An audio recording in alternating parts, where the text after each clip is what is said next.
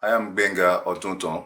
I'm the coordinating attorney of the World Anti-Corruption Research Network. My name is J.K. Adebola. I'm a legal practitioner in London, and I'm the chairman of the coalition of Nigerian Patriots.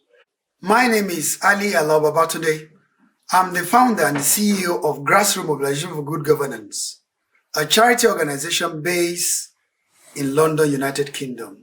Jama'a barkanmu da yamma, sunana Muhammad Modu Tela. Ni ne secretary na Coalition of Nigerian Patriots. I'm going to be participating fully at the upcoming event, Nigeria at the Crossroads. If one looks at the history of the country, its present, time, and project into the future, there's a lot to think about. There's a lot to chew in relation to the Nigerian nation. We are about good governance in Nigeria, and we are trying to change the narratives about our country. To that effect, we are now organizing a talk shop, which more or less a place where we're going to be having a cross-national debate about our country. Under the auspice of Coalition of Nigerian Patriots, bringing to you the question that is germane, that is in the heart of young and old, literate and illiterate, civil servants, old, young, and everyone. The question is Nigeria digressing or progressing? I would look at three areas. I would look at the infrastructure regime, the infrastructure achievements of the current administration. I would also like to look at the transparency and anti-corruption record of the administration. And lastly, its security achievements or non-achievements, as the case may be. Everybody will have to come and discuss their own perspective, how they see the country. Is the country progressing? Is it retrogressing, or is it at a standstill?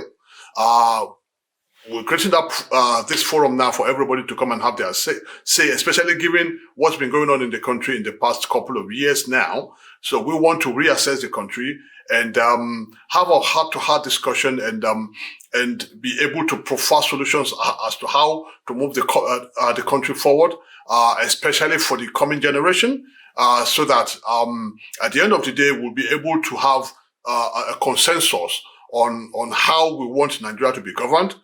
My take, without shadow of the doubt, Nigeria is better now, Nigeria is progressing, and Nigeria is still going to progress.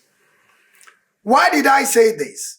Although we are at the crossroad, whereby there's lots of uncertainty, looming, security, selflessness, agitation, secessionist. Batun su Boko Haram, batun su rashin tsaro, yunwa a ƙasa da abubuwa da yawa. Where did we stand as a people from the most populous black nation on the face of the planet? I believe it's not about me, it's not about you, it's about everyone. We can't leave this in the hands of the politician, neither should we leave it in the hands of the civil servant or the law enforcement agent. We all have to play the mere card. We should be our brother's keeper. We can all divide on what an administration has done and what the recent administrations that have been in control of Nigeria have been doing, but we must all say that it is good for Nigeria to remain united. It is good for the Commonwealth of Nations that Nigeria succeeds, and it is good for the world that every African nation, and definitely Africa's most populous nation, Nigeria, succeeds. So this is the forum for everybody to come in and have their say, and everybody's invited. We're going to be having some special guest speakers, no doubt, but then it's going to be an interactive session. So for those who maybe because of the COVID-19 restrictions may not be able to be at the hall, you have an opportunity to be able to log in and have your say as well. On 6th of August, 2021, Friday to be precise, here in London. Meet us on Friday when we brainstorm on these issues. I would love to meet you there. Thank you so much for listening to me. And I'm looking forward to welcoming every single Nigerian on Friday, the 6th of August, 2021. Thank you very much. Come one, come all. Na gode.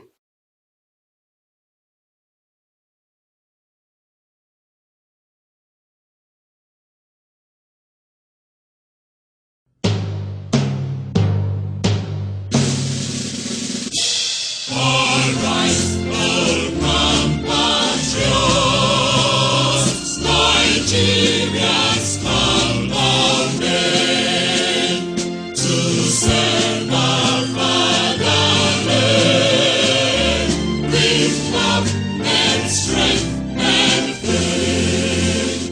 The labor of our heroes was John Lennon in England to serve with heart and voice. One nation bound in freedom, peace and unity. The situation of Nigeria is about perspective. Like the Yorubas will say, it's like the talking drum that has two sides. Yeah, whichever side that's facing you is the one you see, whilst the other person is seeing the other side. So that's what I meant when I'm talking about perspective. So our own perspective is the bright side of the country, because we know. Before I left Nigeria, I lived there for about 33 years of my life. The first 33 years of my life, I lived in Nigeria, and ever since I've been out of the country, I've been going back and forth. So I know a lot about the country, and I can tell you as much as I know about the country, that despite the naysayers, the country is making progress. The country is on the right trajectory as far as I'm concerned. I may be biased, but hey, it's my opinion. When you weigh the challenges and the progresses, I'm sure that any discerning man will agree with me that the progress that the country has made is far, far greater than whatever challenges that we're facing. And even the challenges that we're facing in the last couple of weeks now, or months, I dare say, we've been overcoming the challenge, because the main challenges we have is insecurity, basically. And with the change of guards from the security officers now, we can see changes. There has been, a lot of upward movement, upsurge in the military action in the northeast, northwest, and the rest of them. So, which, as far as I'm concerned, is just a matter of time before that is surmounted. So, I just want to put that out there for you to understand that the bedrock of what the country is about at the moment, so that don't let anybody tell you otherwise. Yes, we have challenges, and the issue is, which country doesn't have its own challenges? Even America, the number one nation in the whole world, has challenges that they've been battling for decades, and they are nowhere near surmounting it. But as a third world country, I believe Nigeria is doing perfectly well in handling its own situation, even though the social media is painting a different picture. But we and the people on ground knows the difference. Good evening, everybody, and I'd like to join my voice in welcoming you here, and hoping that we're going to have a fruitful discussion. Nigeria has its challenges, and I think if we're going to talk about it, we should do so in a constructive way. So constructive criticism only, please, because it's no use just saying things are bad and getting worse, etc. It's no use to anybody. Every country has its challenges, and we're going to sort ours out in due course. Okay, all right. So we've got a lineup of wonderful speakers today. I did tell some of them that they had 15 minutes to speak.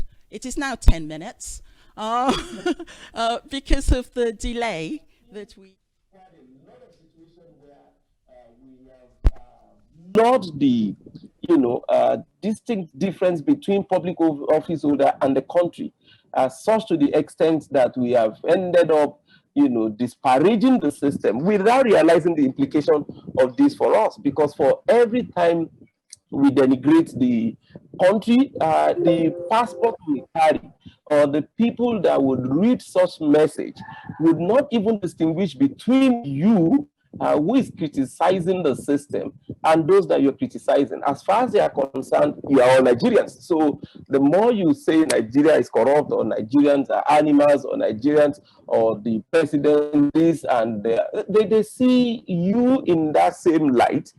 And for those of us who have opportunities or reasons to travel outside the country, you are faced with the responses to some of the crimes and situations. And what you get as a response from the external people can tell you the impact of some of these things that I would say. So it's important for us to engage in very serious constructive criticism and ensure that we don't allow our public office holder to get away with the more they've been getting away. The other last point is that we have also technically, and this also goes to many of us in diaspora, because I know the ones that are here, we tacitly endorse, corruption, ignoring the illicit acts of many of our public office holders. In countries where you're resident and also where you live and you work. Thank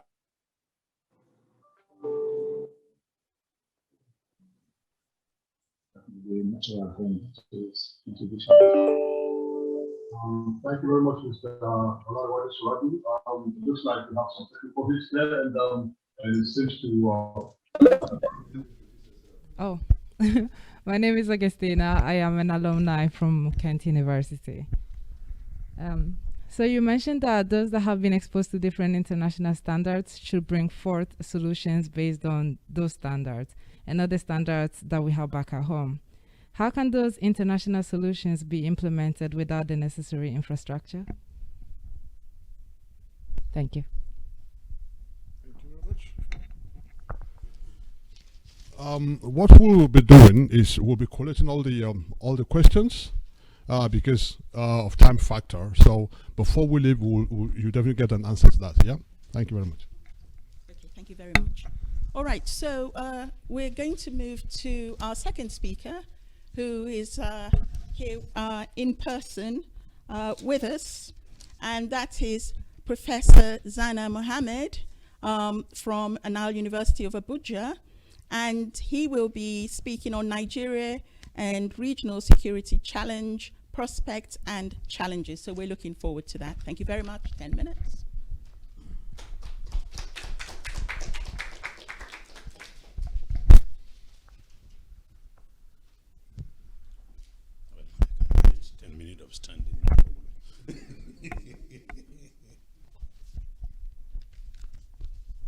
Well, thank you very much, and good afternoon, good evening, everybody.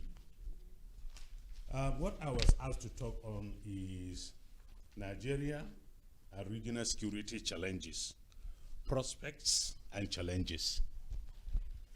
And I thought this is next to an impossible topic, so I've twisted it a bit to read Nigeria regional challenges and the way forward.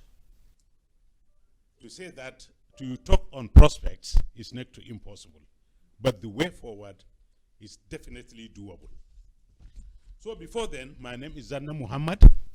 I'm a professor at Nile University in Nigeria, and I'm a professor of natural sciences, a professor of biological sciences, specializing in agricultural sciences.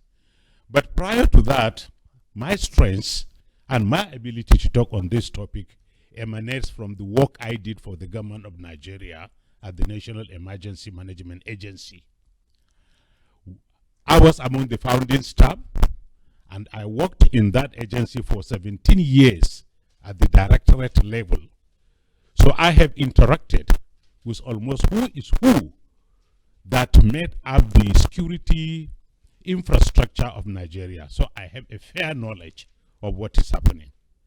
The other thing I will not talk about here, I will not talk about the cohesive forces I will not talk anything about the military capability or incapability. I'm not talking about the cohesive forces, because that's really out of my way. But the way I would look at this is, I will say security cannot be interpreted independently of their historical context. If we miss that aspect, we'll buy all the bullets, all the aircrafts, all the tanks, and will not be anywhere. So we have to know where we are and where we are going. And one interesting thing that people don't seem to understand is the West Africa that we belong to is made up of over 40 empires, civilizations, and kingdoms in the last 4,200 years. 40 kingdoms, empires, and civilizations that took place over 4,200 years. So it is these kingdoms, civilizations, and empires that over time emerged as independent states. And out of that, we got what we call today Nigeria. So it's not something that was negotiated. It's not something that was bargained. It was not something that was aspired by those living in those entities. It was something that was imposed on us. So invariably, insecurity was part of the thing imposed on us. So that's the starting point. We have to accept that. We are artificial. So for being artificial, we have inherited many artificial problems and artificial factors. When the British entity came into Nigeria and West Africa, they didn't come because they love us. It's not true. They are not discovering anybody. They are not discovering anybody. First motive was their conflict with France. The French are there, and they are enemies of the British Empire for long. So the fact that the French are there, the British also felt that they should be there. And while they are there, then the scramble for Africa came up. And in that scramble for Africa, everybody cut his own piece of cake. And that's how Nigeria came into being. It's not something that was predetermined, thought of, planned for. And for that reason, the other reason was cessation of slavery. You know, they want to stop slavery. You know, but I don't think the infrastructure for stopping slavery was there, but it's a very, very genuine motive, morally supportable.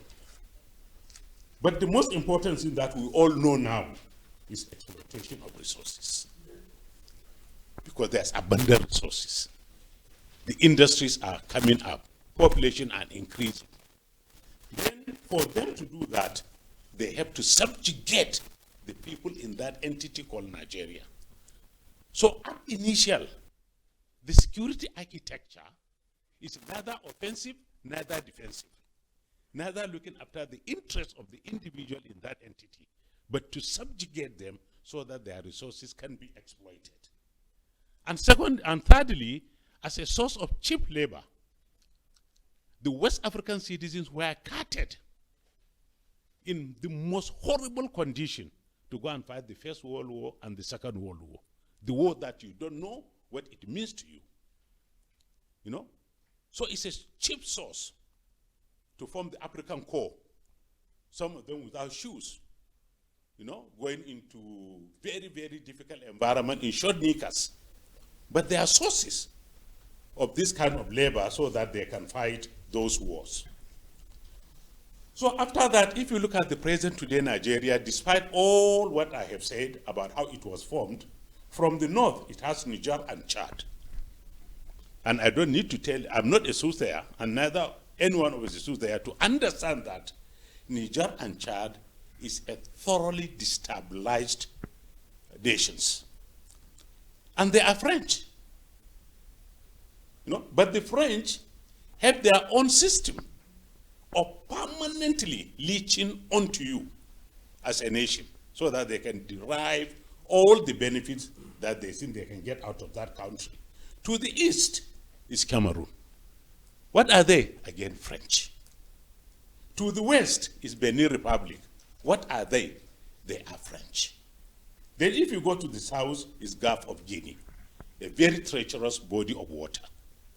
So in essence, Nigeria, giant of Africa, 200 million people, 93,000 square kilometers, name it. You know, the truth of the matter is bordered by and supported or not supported by hostile environments. So the security of Nigeria ab initio is not stable. It's for the grab. Then if you look at it again, Nigeria, one of the sources of the insecurity, it has over 300 ethnic groups. In some places, it could be a source of strength. But in our own case, we have twisted it upside down. Is a point of security challenges. Linguistic groups move every 50 kilometers or 100 kilometers, somebody different, speaking different dialect, no matter what part of Nigeria there you go to. So again, that is inbuilt mechanism for security destabilization. So for that reason, you start wondering, you know, we have a military, you know, with all these challenges, what are they doing? You know, the reality of the matter is the first armed forces that moved into West Africa was in 1898, which is the West African Frontier Force by the British. As I told you earlier, is to checkmate the French, get natural resources, get source of labor. So that West African Frontier foundation of our security architecture, and it was never ever designed to look after our interests as a nation or as a people. You know, that is why if you look at the doctrine of the armed forces of Nigeria today, you know, search, any of you, go on Google, what is the doctrine of the Nigerian armed forces? Is it offensive? Is it defensive? Is it maintaining internal security? It is very difficult to pinpoint what is the doctrine. So in essence, the doctrine is basically to checkmate our internal cleavages and also respond to the needs of the political masters of the day. Basically, that's what it is. The armed forces are not that independent. Even if they are professional, they are not independent. And the first stage they had, as we all know, was the Civil War, 67 to 70, which was very atrocious.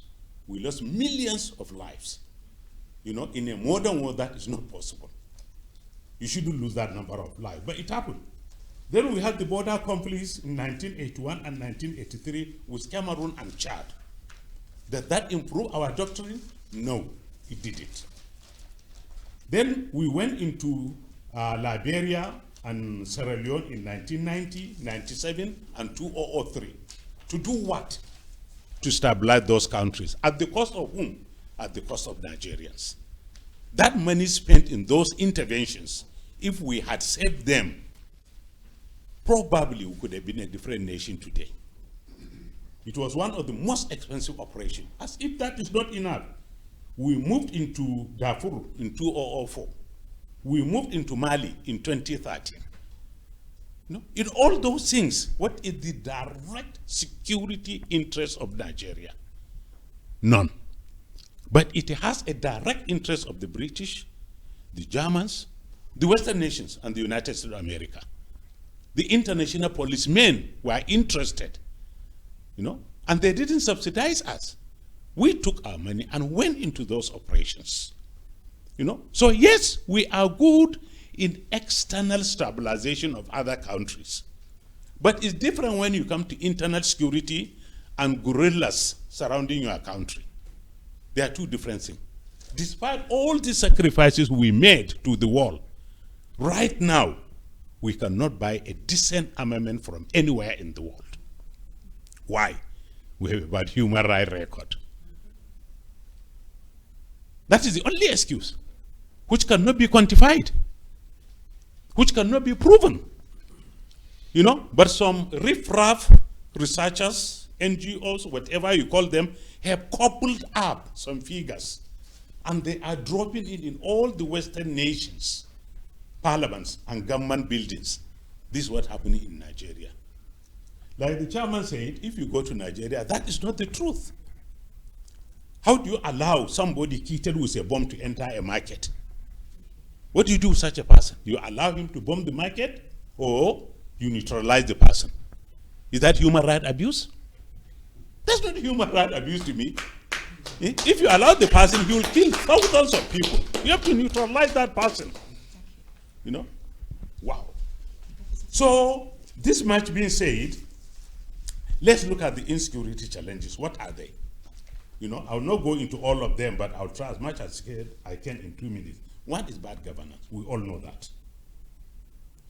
Poor and irrelevant education. Our education is narrative. It's not skill-based. Poverty, corruption, mass unemployment, economic disparity, perceived injustice. I put the word deliberately, perceived. You know, injustice. Religious extremism, ethnic extremism, resource competition and management, particularly at the Lake Chad, as well as Cameroon and the maritime coastal areas. Because the fishes of Nigeria are just picked freely, and that's a source of conflict. By the Cameroon border, there's fantastic forestry resources. Particularly the Chinese will cause any trouble for us to exploit those resources. And when we go to the Lake Chad, it's one of the richest source of freshwater fish. And it's managed by 4 countries: Niger, Chad, Cameroon, and Nigeria. 3 are French, 1 English.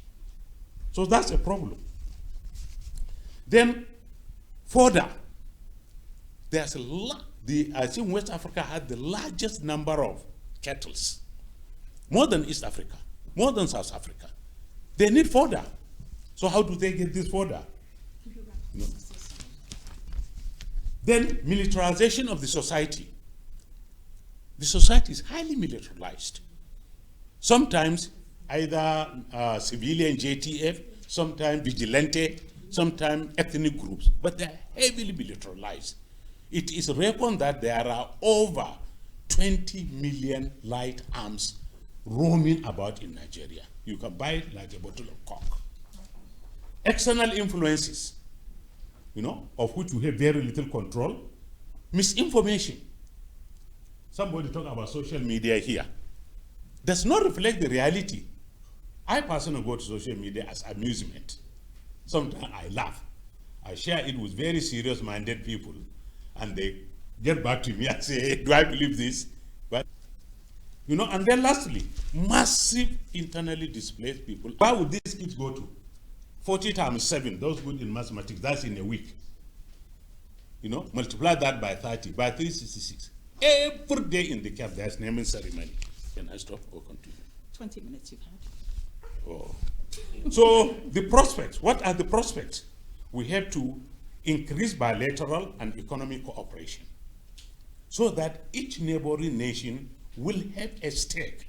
If Nigeria goes down, they will go down. If Nigeria goes up, they will go up. So we have to integrate our bilateral economic relationship. We have to increase the regional cooperation. ECOWAS for now is not good. It's Francophone versus Anglophone. If they cannot neutralize that division, ECOWAS will just be tea and coffee venue. Mitigating impact of climate change in the region, particularly the Sahel region. If you don't mitigate that climate change, there'll be no way you can solve that problem. You have to reform the natural resources and the mining sector. You know, you have to reform how those natural resources are exploited, how minings are done. You have to improve the livelihood and support, most especially the border communities. You have to make them believe they are Nigerians. And at the same time, the other country has to believe that these border communities are their source of livelihood. So they can share information. They can block insecurity. Okay, you have to institutionalize. I'm so sorry. I'm so sorry. It's just there will be questions. That is okay. I promise you, because That's it's okay. really No interesting. problem. Thank you so much. And actually, you're speaking on my area, which is peace and security. So I'm really interested. I was following everything, but I also know, because I'm in that area, that there's more. So we'll stop now and we'll take questions later. Okay, I think it's time to go online to our next speaker. And that will be, if I may just do this a second, the Honourable Aminu Abimbola, who is the former Mayor of Lambeth. Thank you. 10 minutes, please. Councillor Aminu, you have the floor now. Can you please unmute yourself? Councillor Aminu. Councillor Ade Aminu.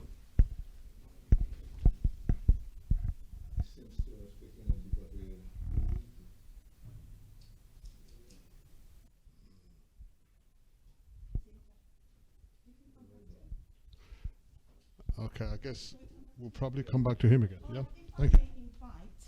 Invite our next speaker up here, and that will be Professor Chris Imafidon.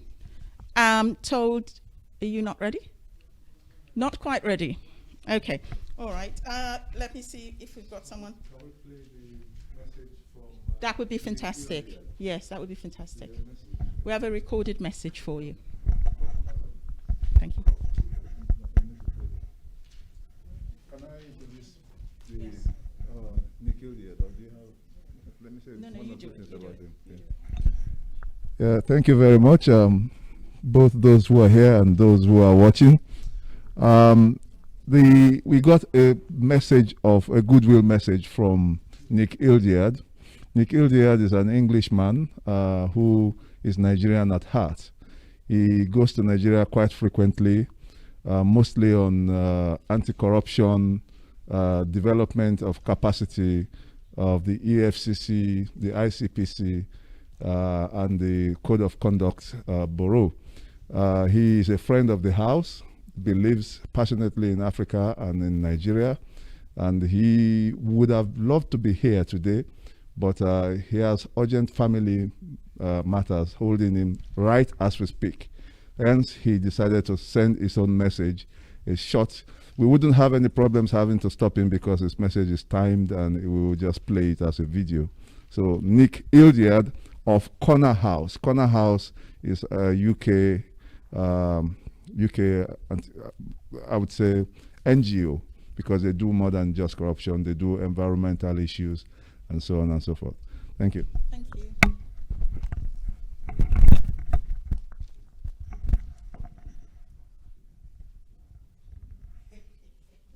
Just the 2 minutes. 2 minutes, I assure you that. So as I was saying, that we need to improve the livelihood and support most especially those at our border communities, because that will be the source of having information regarding any security issues. It starts from there. They infiltrate your country. So if you make them stakeholders, there's a likelihood that you may get some information. We have to institutionalize broader peace management. And we have to diffuse and formalize mutual relationships and benefits to contiguous border communities. I said it much earlier. We have to make them stakeholders. And then integrating traditional mediation mechanisms into our governance. Even the British, particularly in the northern part of the country when they came, they did what they call indirect governance. Why? Because there are the infrastructure, there are the knowledges. But with the Dasuki local government reform in Nigeria, sometimes in the 70s, these traditional rulers, as expensive as they are to government and taxpayers today, they are irrelevant. They are just ceremonial piece of institution. They call them father of this, father of that, but it's not true. They are irrelevant. The Constitution is completely silent about them. But these people are custodians of our values, cultures, knowledge. As long as we don't integrate them into the management of particularly local conflicts and local intelligence, we'll continue to have problem in our hand. Then we have to reduce the educational framework across regions in the West Africa and in country. The educational system in the French Francophone country is different from the educational system in the Anglophone country. For that reason, there is no point of convergence, but there is more a point of divergence. You know, the French emphasize who they are and what they meant to those people. The English don't emphasize that, but they have already made us to emphasize it on their behalf. So the two educations have no convergence point between the Anglophone and the Francophone. And second to the last, liberal and sustained financial grants and loans to groups that are productive. We have to subsidize those groups. The women, the youth, widows, orphans, name them. Simply in Nigeria, there is no means of raising capital to do the most basic of any business. Even a vulcanizer cannot raise money. Yes, we know you may need collateral, the bankers will tell you that, but leave the bankers with the organized sector. For the non-organized sector, government must find a means and ways of supporting these people. And lastly, Mr. Moderator, up to now, there is no ownership and responsibilities of citizens all over West African nations. They look at government as strange, far away from them. Yet the constitutions have very nice wordings, very attractive wordings, but it means nothing to these people. Up to today in Nigeria, the constitution is in English. How many people read that? Even if you can read and speak English, it's so technical. You can hardly get meaning out of it. So people don't know their responsibility as citizens. And for that reason, they don't take up the ownership of their citizenship. You know, as far as they are concerned, all these bandits, kidnappers, insurgents, separatists, secessionists, is government problem. It has nothing to do with them. But that will not work until we find means and ways of making our citizens accept their citizenship and the responsibilities that goes with them. Thank you very much. Thank you. Yeah. Thank you very much. Our next speaker is Professor Chris Imafidon, and I'm told he needs no introduction, that is well known to everybody, but I will give a slight introduction and I'll leave him to do the rest.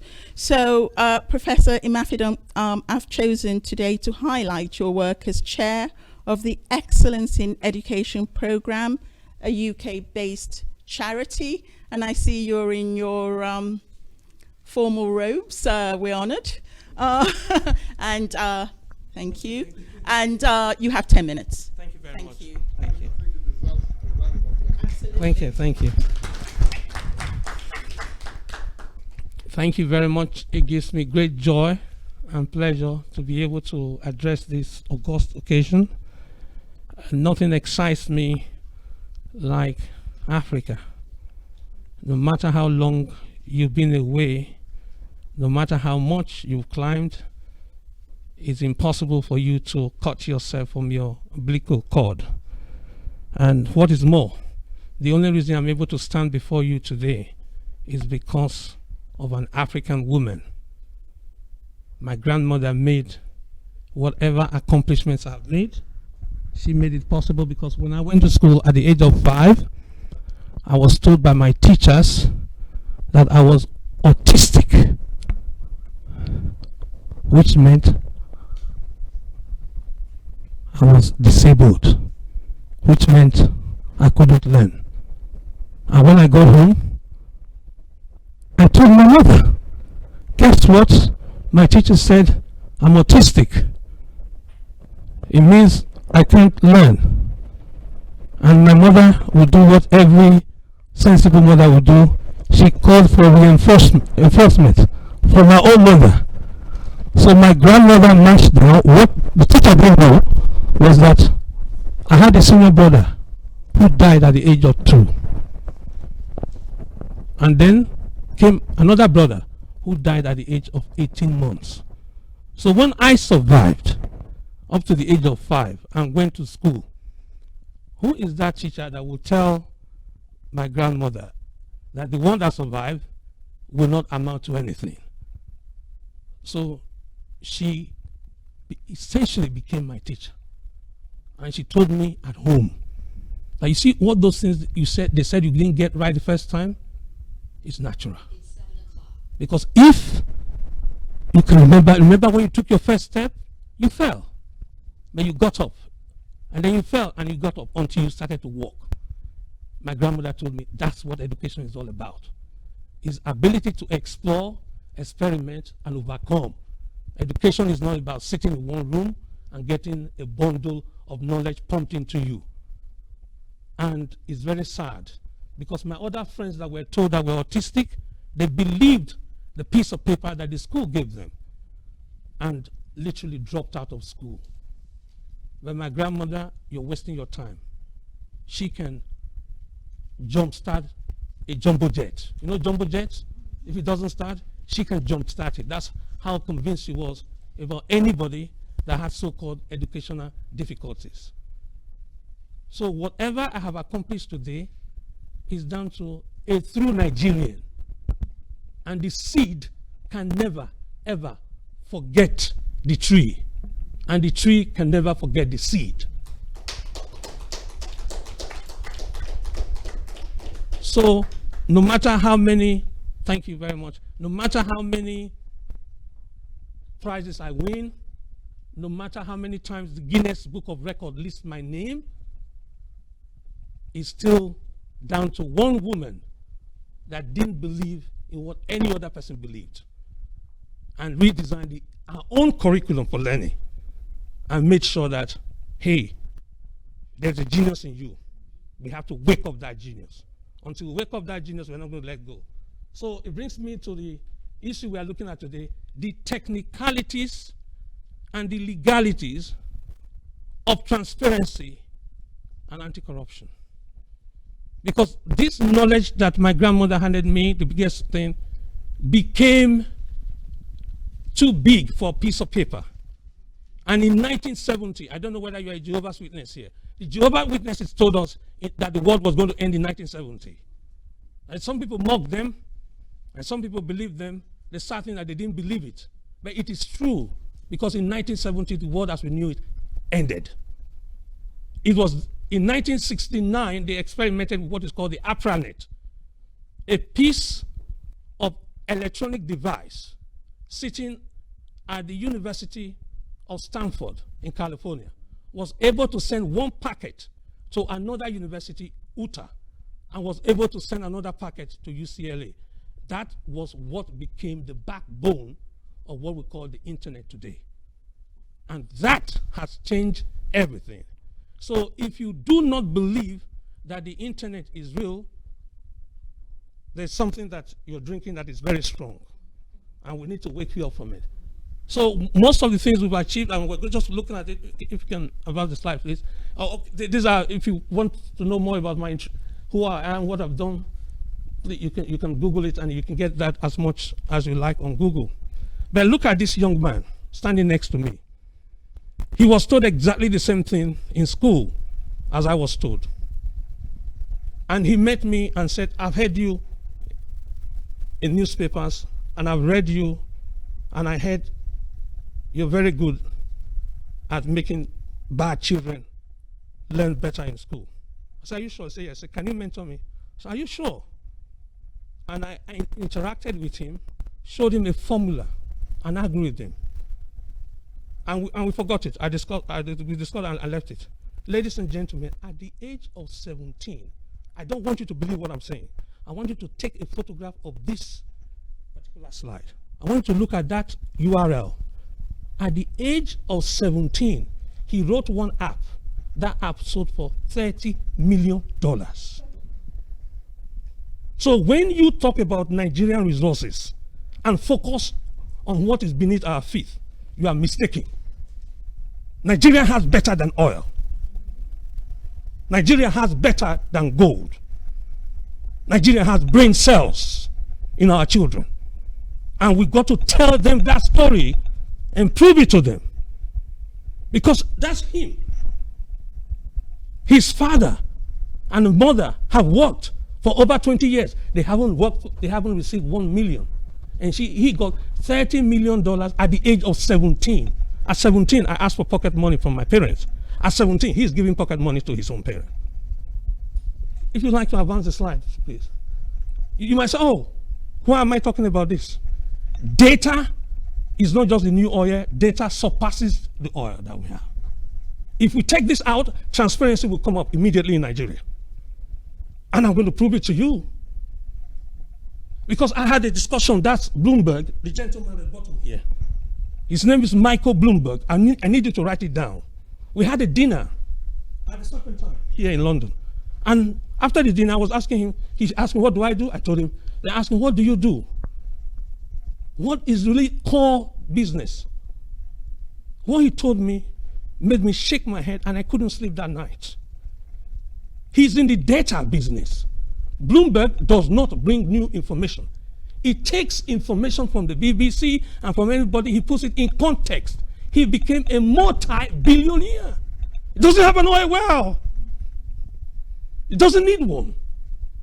And he's a global entity. And he explained to me that what he did, any fool can do it. You don't need a PhD in computer science to be able to put knowledge in context for anybody to digest easily. Next to him is a gentleman called Jack Dorsey. I wrote a piece in the African Voice, and I'll lead you to go and get it.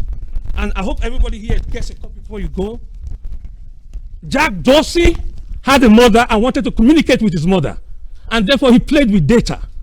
And he explained to me that his only product and commodity, ladies and gentlemen, is data. He's a multi-billionaire. You all know him as the CEO and co-founder of Twitter. He is not just a multi-billionaire. Some people call him God because he's bigger than the biggest president on planet Earth. He can switch your account off. That's a young man. I can give you full transcript of the discussion we had. And so when you get home tonight, look at your 3-year-old, your 7-year-old, and your 10-year-old, and let them know that as teenagers, they are richer than the richest people running around in Nigeria, thinking they own Africa, not knowing that, like they say, the spirit has departed from Saul. Yet he thinks he still has a semblance of power. The economic power you have in Nigeria today is on lease. The real owners are those that are younger than 21 years old. And I'm going to show you. If you'd like to advance the slide. And that's what you saw Paul saying that. Now here comes home. This is Omotola Akerele. I want you to capture this screen because this is the University of Oxford.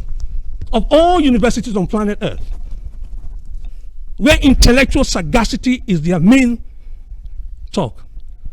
Omotola Akerele met me just like the other young man met me and said in school, they told her because she's black, because she's from Hackney, because she's coming from a low performance school, she shouldn't even try to apply to Oxford at all. You don't have the abilities. And the teachers looked at her and said, from year 7 to year 11, you've not shown that you can belong to the top set. What is more, last year, the Prime Minister's son, eldest son, applied to Oxford and was denied. That was Tony Blair's son, Ewan Blair. What stance have you got if you are from a home in Hackney and nobody in our entire family has ever spelled the word university, let alone attend one? Anyway, I worked with her. I showed her the same formula. Same formula. A black girl from Hackney, from a school that has never sent anybody to Oxford. She not only got into Oxford, ladies and gentlemen, she got into Oxford on a scholarship. Omotola Akerele, does that sound English? She got a top English degree. Omotola Akerele, does that sound English? She wrote for the Times newspaper. The quintessential English newspaper. So when I'm telling you about the new generation of Nigerians that will redefine the landscape, these are the people I'm talking about. She has 2 Nigerian names. She doesn't even have an English name like Grace or Hannah. She topped the class in Oxford. Look at what Oxford said. Of all the people that have been through the university, Oxford showed us, look, these are our top players. Number 1 Can you see that? When I saw this, I told my wife, when I die, please put this on a t-shirt and bury me with it. If I have not done anything on planet Earth. Look at what they're saying. This is a little girl from Hackney that was told she was nobody and nobody and nobody. Now being listed with Adam Smith, the father of economics. Christopher Wren, the gentleman that designed St. Paul's Cathedral. Look at it. All of the prime ministers. What I'm trying to tell you, there are 3 Omotolas in your house today that you have not identified. We've not worked with. There are 7 other girls that we need to identify. So please, can you advance the slide for me, please? Because we need to know what we have. If we don't know what we have, we'll invest in other things. When Michelle Obama came to London, people were queuing up to see her. Presidents were begging to take her autograph. She was interacting with Omotola Akerele, a little black girl, Nigerian girl, whose teachers told her she can't amount to anything. You think I'm trying to entertain you? Please, if you DM me tonight, I will send you a copy of Michelle Obama's autobiography. The book she wrote about her life, she included that girl there. I'm not here for a conference. I'm not here for a seminar. I'm here for a family meeting. And we must know that our biggest asset are the children that came out of our womb. Not the nonsense that is below our feet. We got something better than that. Please, can you advise that for me, please? Because I need to give you sample. Can you see this? This is a black girl. Can you advise that? Because I need everybody to know. Can you see this? Asa Ben Ainsley, 6-time Olympic champion, hobnobbing with the same person. Can you advance this slide? Because I need all of you to see this. I will fool you if I start boring with Anne-Marie Imafidon. My eldest daughter, who understood and spoke 6 languages before she left primary school, who at the age of 13 was given multiple scholarships, who at 15, Oxford, BBC says, became the youngest master's student at 17. Invest because they tell you that the girls cannot achieve and nobody can achieve. Thank you. We're just going to run through because I need to bore you to death so that tomorrow when you go out, you grab your cousin, you grab your niece, you grab your nephew, you show them this and say, do likewise. Don't fool around with this, my generation. My generation failed. We give excuses. My generation is the excusiologist generation. We tell you what the British did and what the French did. They go to Tanzania. In the space of 4 years, the last Tanzanian president, who just passed on, changed Tanzania from being a poor economy to a middle-income economy. You didn't need the permission of the British. You don't need the permission of the British. You didn't need the permission to change the currency to Naira. Did you have the permission of the British? Did you have the permission of the British to change the road, the way you drove, on the left side to the right side? Did you have permission of the British? It's like a teenager blaming his father for everything. Is either your gene or your environment. You created both. I know, and we need to wake up. Now look at this young lady. Please write her name down. Her name is Chimemela Agbara. Chimemela Agbara. Does that sound German? Does that sound German? Her name is Chimemela Agbara. Check the Guinness Book of Records. She's the youngest girl ever to pass the German GCSE. On record. She's an Igbo. You know, when they wrote the German exam, so they told me, oh, German is very hard. I said, ich spreche ein bisschen Deutsch. They said, no, German is very difficult. I told her, look, what my grandmother said, you won't get it right the first time, but try again. And she tried again, and she tried. Her German teacher wrote to AQA in 2006. I remember the exact date in August. I couldn't eat, I couldn't sleep. The German wrote, she will fail because she's attending at a very young age. And gave 15 reasons why she will fail. Not knowing that she's got my mother's formula. You try, and you try, and you try again. Because the more you try, the better you become at it. When she wrote the exam, I was just praying that she should get a C. She didn't get a C. She didn't get a B. She didn't get an A. She got an A star. And I was dancing. And my wife was saying, what's your business in it? I said, you don't understand. My grandmama is gone. There's nobody that articulates what she knows about education. But I just spoke to somebody I didn't know. She's not related to me. And she wrote the exam and they checked it. Of all the scripts, she got the highest in the country. She didn't just get an A-star. She was invited to Wall Street. She just named from Swiss Scott. She is Nigerian. Okay, can you advance that? I just want to rush and give them, oh, this is Joshua. This Joshua will blow your mind. Let's go for Samson. Here is the generation that will correct everything we did. I'll need you to write this down. Sam or Dutton. Sam or Dutton. In the midst of this pandemic. In the midst of this pandemic, he sent me, he's one of my mentees, he sent me his draft. Do you know what happened? The draft of an application he developed that works on the back of Zoom and Teams. You know, we had so many meetings during the pandemic, so you have 5 Zoom meetings, you can attend all 5 at the same time. He worked it out with a formula. The first time he tried, he failed. Second time he tried, he failed. Third time he tried, he failed. Then he tried again. And that software that he designed, ladies and gentlemen, earned him $14 million in the midst of a pandemic. In the midst of a pandemic, he just finished. $14 million. So every Nigerian I see that is a teenager, younger than 21, that is able to try, is a multi-millionaire in dollars. Not because I said it, but because they have it in them. I have a mechanic in Kanu. He doesn't have a degree in engineering. A teenager, he modified the engine of a Nissan and put it inside a Mercedes as he drove. Did you hear that? He doesn't have a degree in mechanical engineering. There's so much in every Nigerian child. I want to adopt all of them and become the father-in-chief and speak to them what God will have spoken to them. So that they know, let the foolish generation that is drunk on oil, let them go drink oil. Let those that are political, let them go do politics. But Silicon Valley is paying some Lagos boys $3,000 every month because of the power of their understanding of social media. I'm not promising you this. I have seen the papers. They are not Yahoo boys. They program in Python.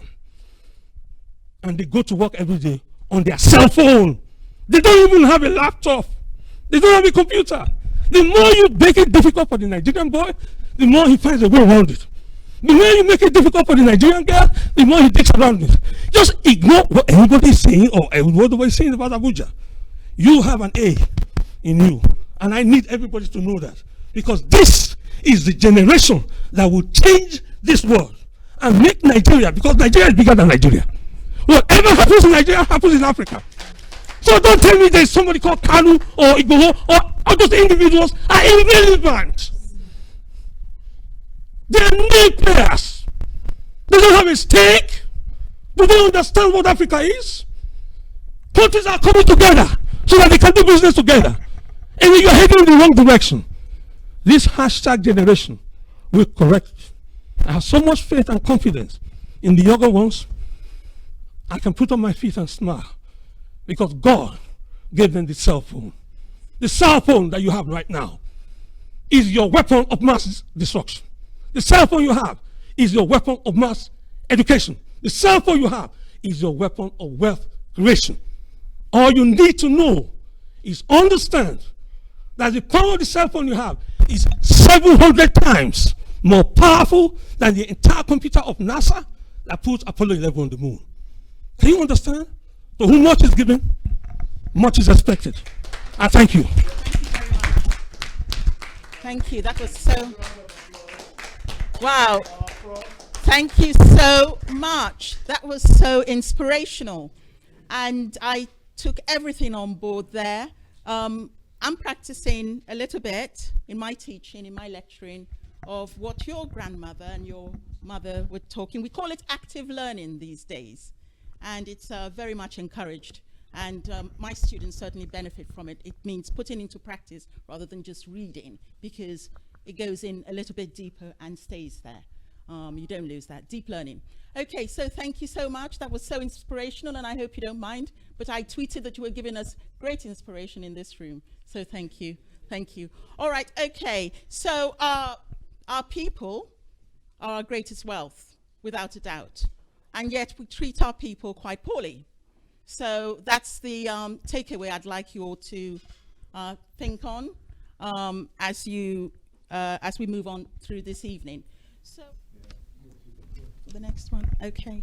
So while we wait, can I just thank those people who are joining us on Teams this evening? Zoom. On Zoom, sorry, we use Teams at the university.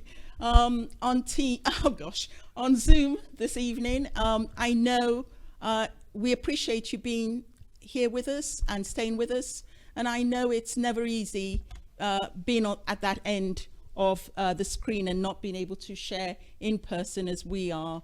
And one of our speakers actually said something that was very interesting, and that was Mr. Suraju. He said something along the lines of he had bandwidth problems. Otherwise, he would have liked to be able to see our body language while he was speaking, and body language is so key to understanding. You're nodding because you're watching me telling you how important it is that I'm doing this, right? And you don't get that perhaps if you're able to visualize. We couldn't see what he was saying, but certainly we understood him. So that was very important that he joined us. Are we ready? 2 seconds. So I hope those of you here are benefiting as much as I am. I have questions for you. Of course, on your talk, I said we're in the same area, and I'll bring my questions later, but I saw that there's a divergence in our thinking on 2 critical issues, and I'll just tell you so you can prepare. One is on the idea that Nigeria really has no interest in its neighbors' problems. And I disagree with that. And my position, I think, follows the African Union position. The reason for it was set up is if your house is burning, if your brother's house or your neighbor's house is burning, you cannot, and your house is next door, you cannot ignore that fire. You've got to help. And it follows on something you said, which is, you know, it's in the interest of the external powers. I think it's in our interest to take responsibility for Africa, for African nations. And I think it's something that Nigeria, in its own way, has been doing. As you said, it tends to be more successful in external actions than within internal. And I think we need to find a way to balance that a little bit more. The second thing you said was in respect of the Francophone and Anglophone countries. And I think you said something along the lines of, well, you know, France made a better attempt to integrate I suppose, the African populations or those it colonized.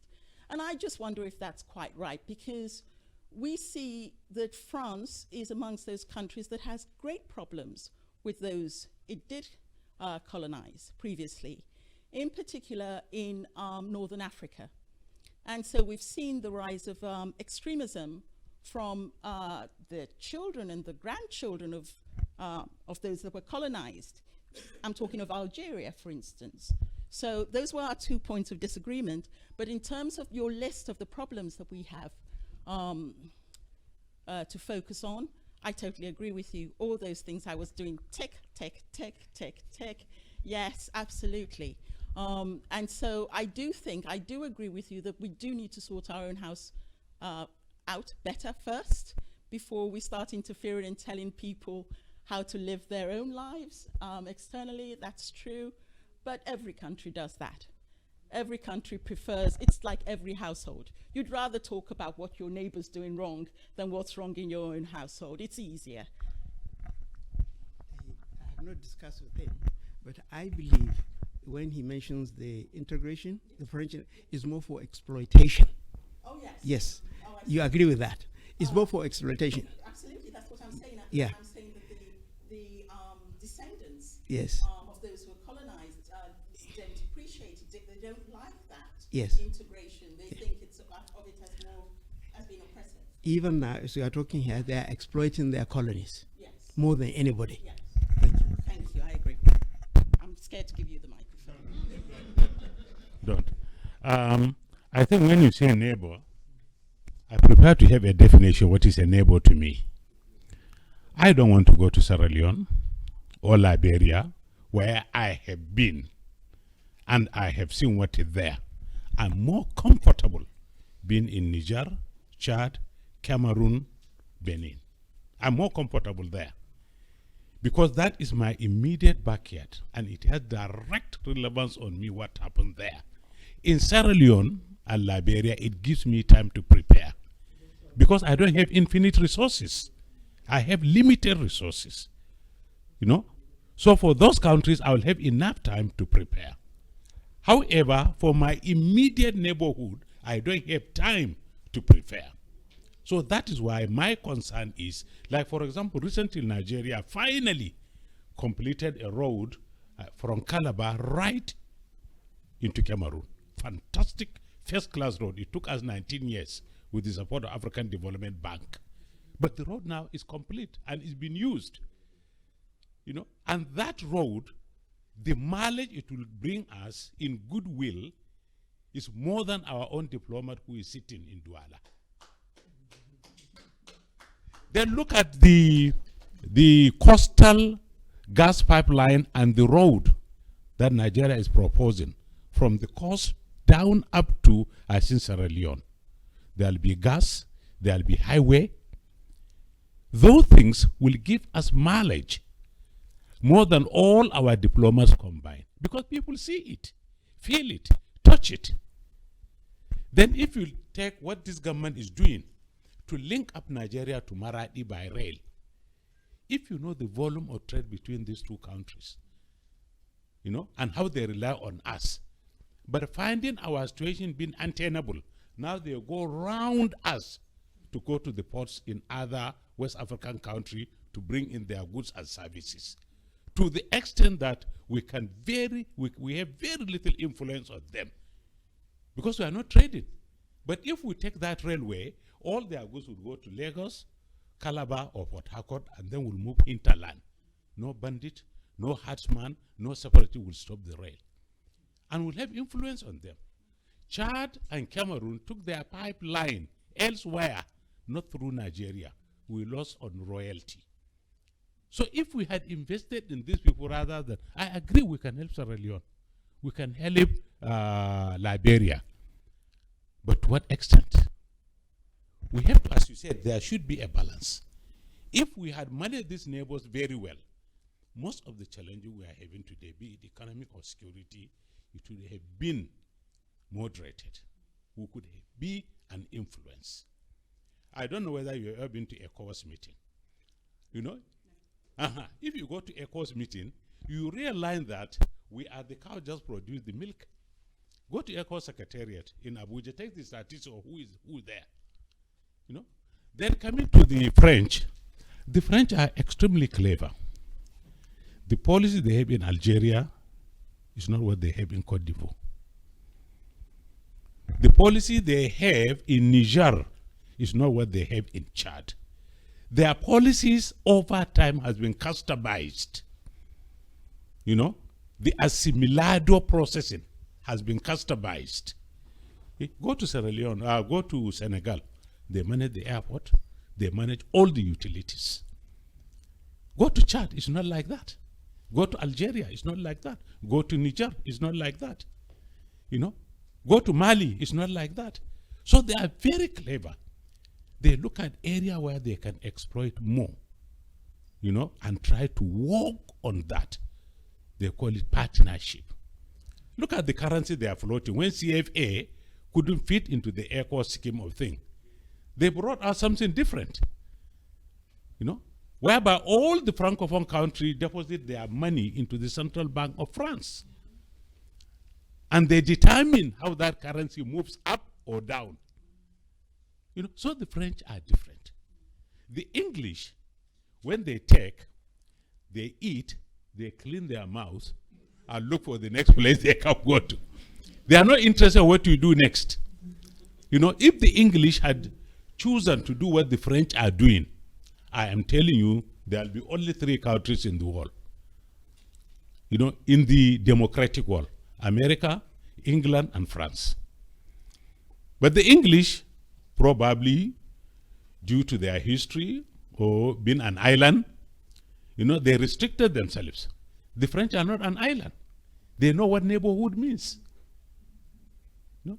So I think it's not a question of disagreement. I think probably it's a question of practical experience and perspective. Thank you very much. I was right to be hesitant about giving you the microphone. So, are we ready? Yes, we're ready. All right, thank you.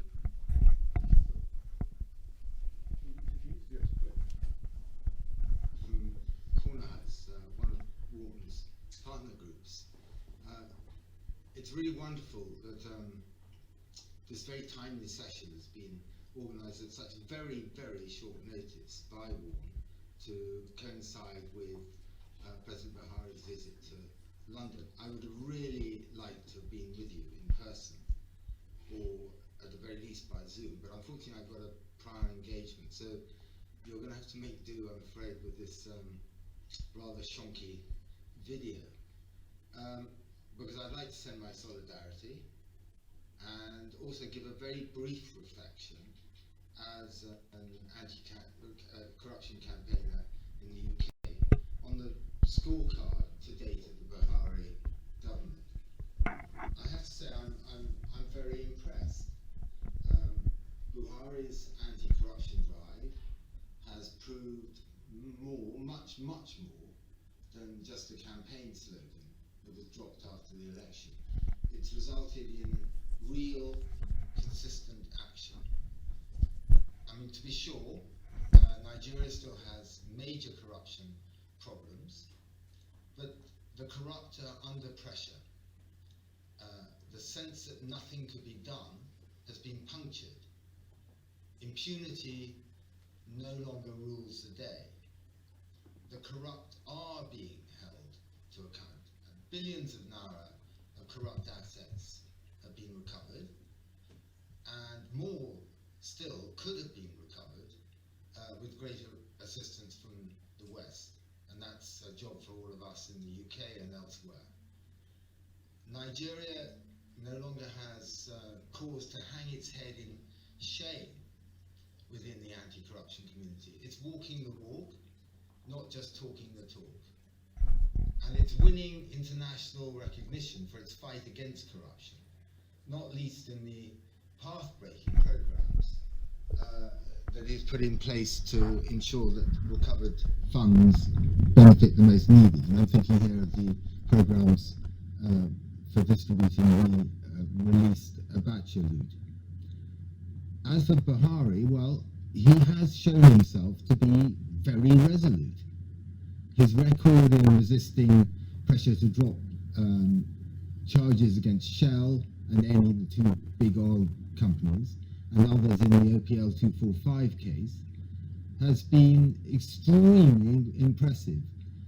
It's a campaign that I've been involved with for nearly 7-8 years now, and it's very impressive the way he has stood his ground, despite pressure to abandon the prosecutions in Nigeria. He's insisted on the rule of law being upheld, and he's refused point blank to accede to NE's demands that their OPL 245 license be converted to an oil mining license before the cases before the court have been concluded. And that's really, really commendable. It's not something that often happens in Africa or indeed elsewhere for political leaders to stand up to companies in this way.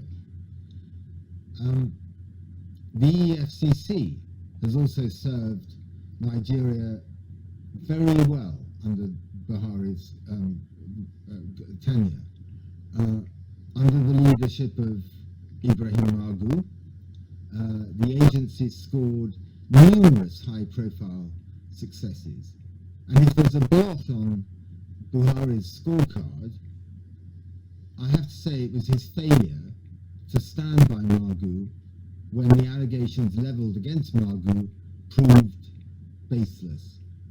Margu is still being hounded, and this is a major blemish on Nigeria's reputation, which Buhari could and should and must address. As a first step, the report of the investigation into Margu must be published. He can do that. And those who made false accusations must be brought to book. And again, this is something that Buhari can press for. I think that misguided loyalty to incompetent ministers has also damaged Buhari's fight against corruption. Again, this is something that can and should be corrected. Like many others in the international anti-corruption community, I've been totally mystified as to why the current Attorney General remains in office. He was asleep at the wheel over the PNID case, exposing Nigeria to massive potential legal bills, and his contradictory stance on OPL 245, one moment calling the notorious resolution agreements behind that deal sacrosanct, and the next telling an English court that they're corrupt. This contradictory approach has undermined Nigeria's case for damages, and that's really to be regretted, and I think his tenure in office needs to be reviewed, and I hope that Buhari will review it. I'm confident, however, that the corrupt will find Nigeria an increasingly hard place to do business. Margu's successor at the EFCC, Bawa, is proving a very sharp sword in the fight against corruption, and I take my hat off to him. Yes, there's still a long way to go, and yes, corruption is fighting back, as it always does. But Buhari has set a new course for Nigeria. It will be hard to reverse the gains that have been made. So I hope that this meeting goes well. I send you my solidarity.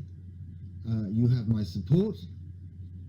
There's a long and difficult road to travel, but together I'm absolutely sure we will win.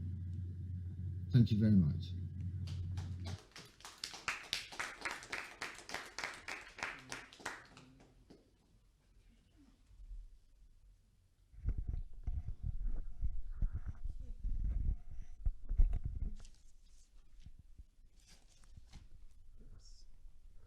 Okay.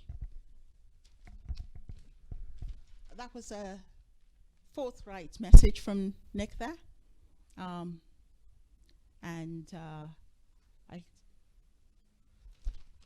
think it was a welcome message, wasn't it? Yes? Okay, good. All right.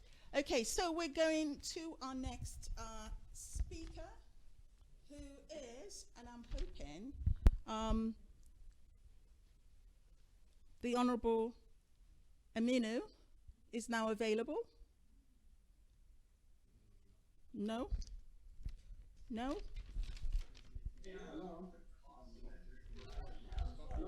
Hello? Okay, yeah. Honorable Ade Aminu. Can you hear me? Can you hear me?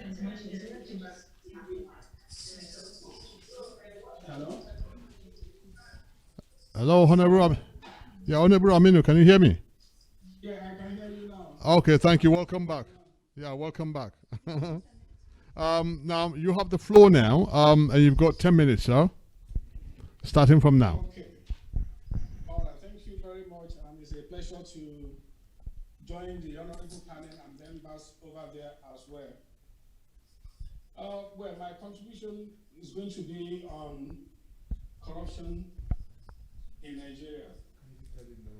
And I know that a lot of speakers, because I was online, listening to most of the speakers so far. Honorable Aminu, just a minute. Yes. We can't. What? We can see the camera, but we can't see you. You can't see me? No. We see either a bed sheet or your t-shirt. We can't see your face. Can you see me now? No, not yet. No, I think probably the camera. Yes. Okay, now. All right, I just left the living room because telly and other things. Okay. around me. Thank you very much, sir. Go ahead. So my contribution is on corruption in Nigeria and what can be done to eradicate or to reduce, because I don't think we can eradicate corruption entirely. But what we can do is to try to reduce the level of corruption in Nigeria. From my experience,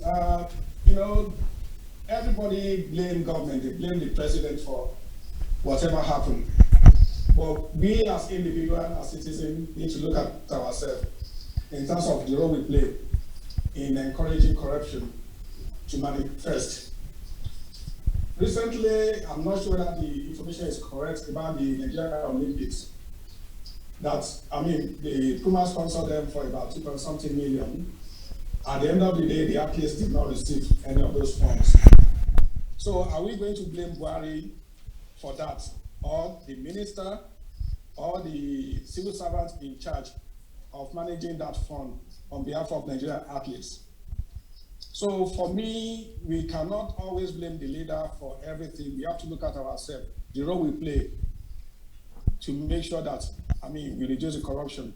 So for me, we need to start asking, why is it that everybody is just for themselves rather than the entire masses or the population?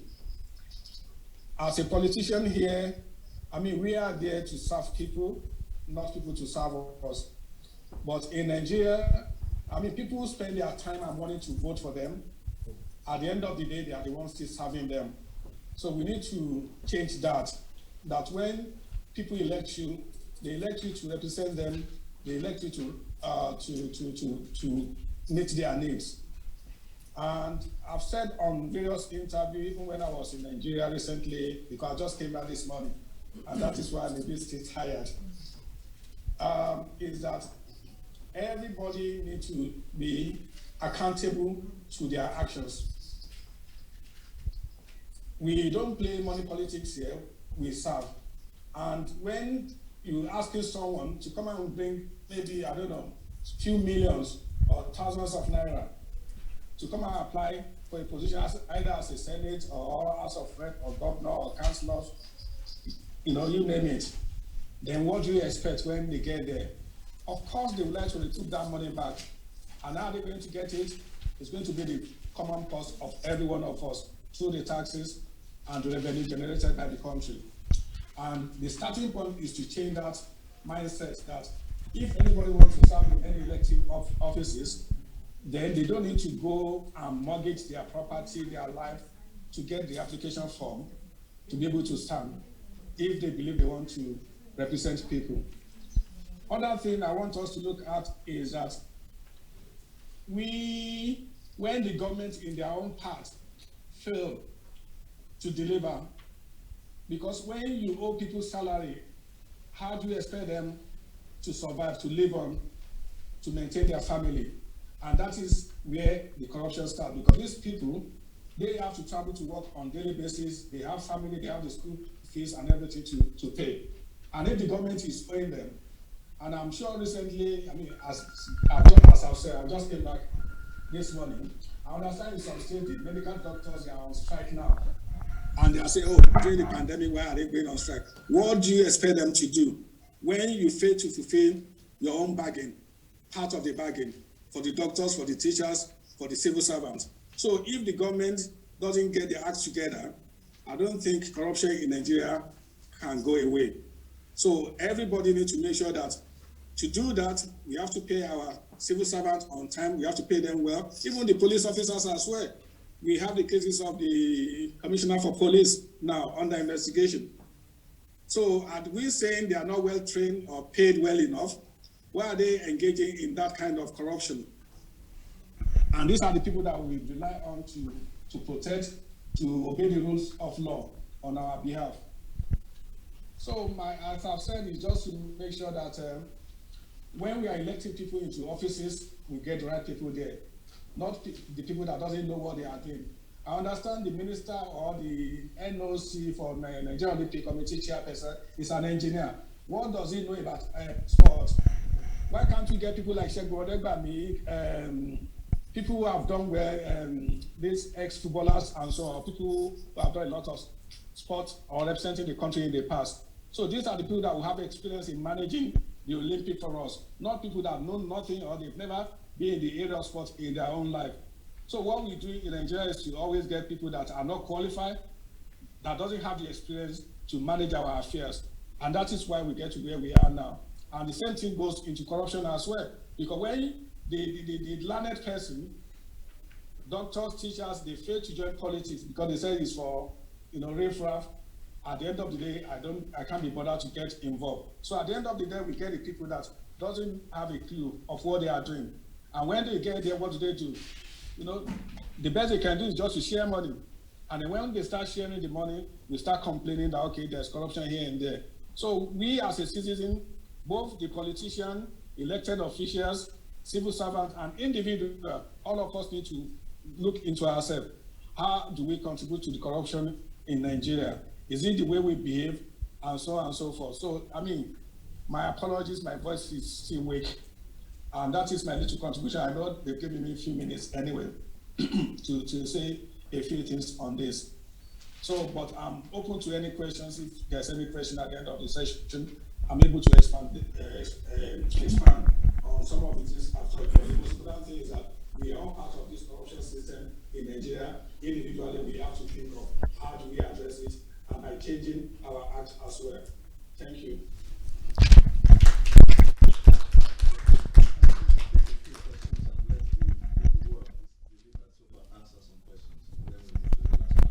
Okay, all right. Thank you very much for your talk, which was very interesting. And I saw some correlation between what you said and what some of our previous speakers have said. So, for instance, you talked about what can be done to eradicate corruption, and you said we should all be responsible for our actions, and you ended up with we should all ask ourselves what we can do and how we're responsible as well. And that kind of tied in with Mr. Suraju, when he said we should all be responsible for good governance, all of us. So we all have a responsible role for it. And then it ties in also with Professor Imafidon, because you talked about people not being paid on time, so people not being valued. And Professor Imafidon was telling us that people are our greatest resource and we should treasure them and we should assist their development in any way that we can, that's constructive for them. And so those are the things. But there was something you said, which I don't know that I agree with in terms of the real world. You said, and I forget the name of the person, so forgive me, but what does so-and-so know about sports? And you suggested some former footballers should be in charge instead.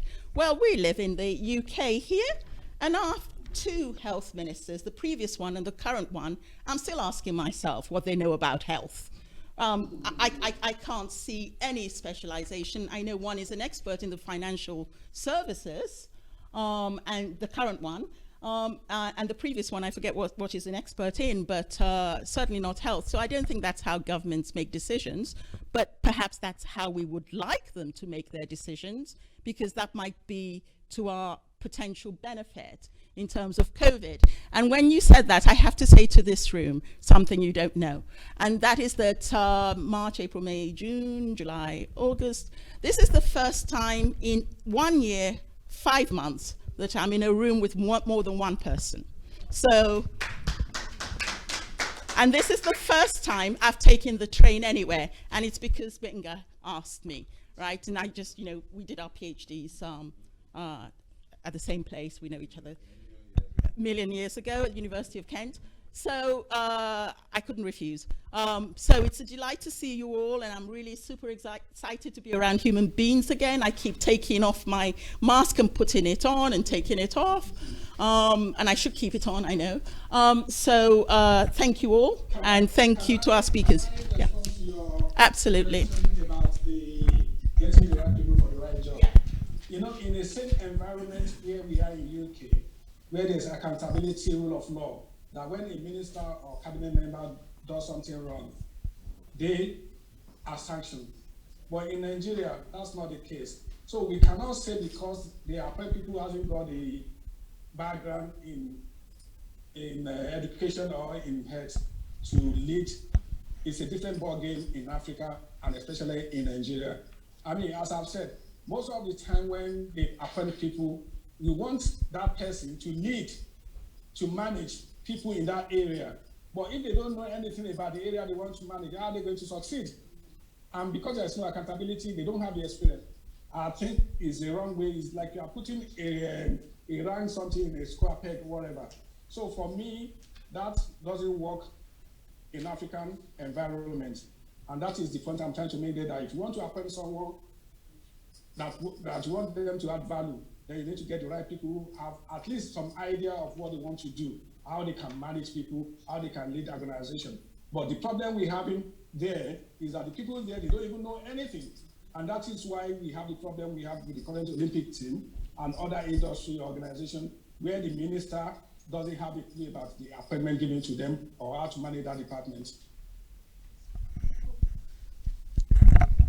Thank you. I do think you have a rather idealized vision of what's going on in the UK at the moment. And perhaps that's a discussion we can have at a different point in time. I'm happy to send you sources. But I do also understand what you say, because my research is all on Africa and Africa and international law and peace and security. And I know that it's a particular problem in terms of governance there and in terms of people. It's a slightly different level because we have slightly different issues in Africa. So I do agree with you. But I'm not going to take all your time. I'm being very greedy. I'm going to allow some people from the floor perhaps to ask you questions if there are any questions for yourself or for any of the previous speakers. This would be a good time to ask. Now everyone's very silent, so we've either stunned them with our brilliance or we've bored them to death. I'm not sure which way it's going. Is there one? The lady in pink or the lady in brown? The lady in brown. Hi, thank you. So I'm Augustina, alumni of University of Kent. So just going back to unqualified people, because I was quite confused about how we can solve it, right? Because except from people lacking interest and thinking that politics is not what they're interested in, how can you find qualified people to do those jobs so that other people can benefit from it? And then I had another question from the previous speaker, and that was if our foundation, that was for Professor. So if our foundation, post-colonialism are not made to serve our interests, do we need to knock the foundations and move forward that way, or how can we do so effectively? Okay. Should I answer the first question? No, I think that is for Olanrewaju Suraju. Okay, all right. So you have the floor now. Can someone help me to hear it better? I was hearing about foundation, but I don't understand what foundation is it that was mentioned. No, she had two questions there. The first one was for you, and the second question was for Professor Imafidan. Okay, what is the first question again, please? Okay, how to identify? Yeah, basically, how do you get qualified people that don't use the excuse of I don't care about politics? How do you identify better candidates for political office for the future? Thank you very much.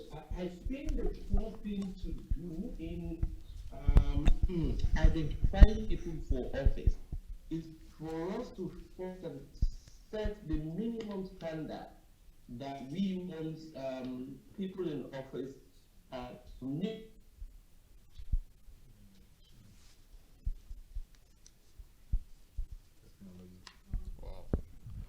Looks like we've lost you there, Uncle Surajo. So I think we'll just move swiftly to the second question. Professor Imafidan, please.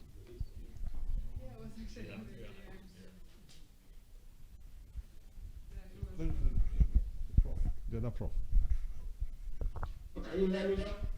Yes, we can. Go on. Hello? Yes. We must set our minimum criteria for any applicant from our political office, and for that matter, should be the minimum resonating factor for any consideration we're making for the office. So before we get to the office holder, we need to understand where it is. And this is where I want to just partially line with the last speaker, Honorable Aminu, in terms of ensuring that you have people with the experience, the expertise, the knowledge to be occupants of offices than just bringing anybody from anywhere for political expedience. So the minimum basic standard is that, and that is where you have it difficult for people here. I mean, without being a doctor or a lawyer, you can't be the Minister of Health or the Minister of Justice in Nigeria.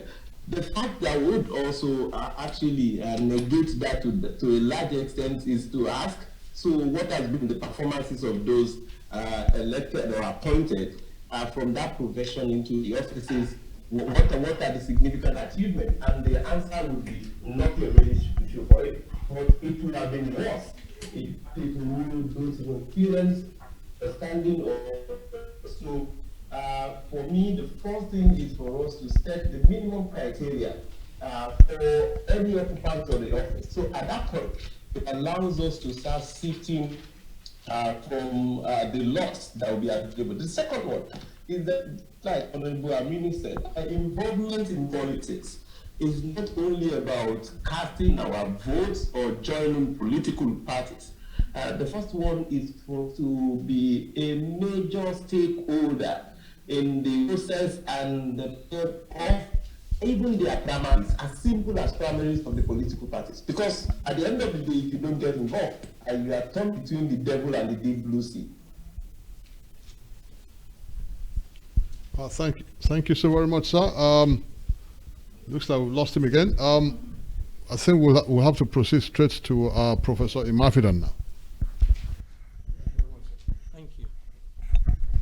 Thank you very much. In 1972, how many states were there in Nigeria? Okay. And then we went and formed 36 states. We've moved on to the next speaker, please. Thank you very much for your contribution. Always my pleasure. Okay. So we can fundament now. Every local government wants to become a state because everybody wants to be a governor. So if we can make such fundamental change in our political system, we can do anything if we have the political will. In 1972, you had to spend 6 years in primary school, 5 years in secondary school, and then you did HSC, and then you went to university or went to School of Basic Studies. Today we have 6-3-3. We didn't need any colonial power.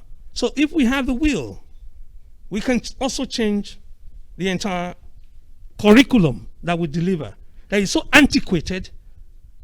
Do you know when the current curriculum we are delivering in Nigeria, do you know when it was thought of? 1440. It was pre-colonial. So we must go to, you see this building is as tall as the foundation that was laid. So if we want to lay foundation, cancel education, and talk about human capital development. Because his son, you see, his son if he plays netball very well, he'll be right now on page 12 of this magazine I gave you. We beat the United States of America in NBA. I couldn't sleep.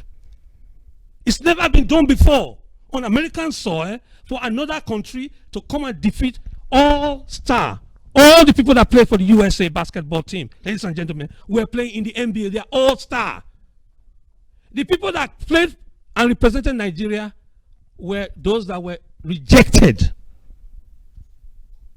How did the Nigerian team defeat an American all-star team on American soil, Las Vegas? It's never been done before, since 1776. Why? Because those gentlemen that went there, they went there for one reason. Not for him to show up that he can play more than me, or me to show up that he can play more than me. They did so much teamwork. Do you know how many times I've watched the video? I must confess. The YouTube video, do you know how many times I've gone to watch it?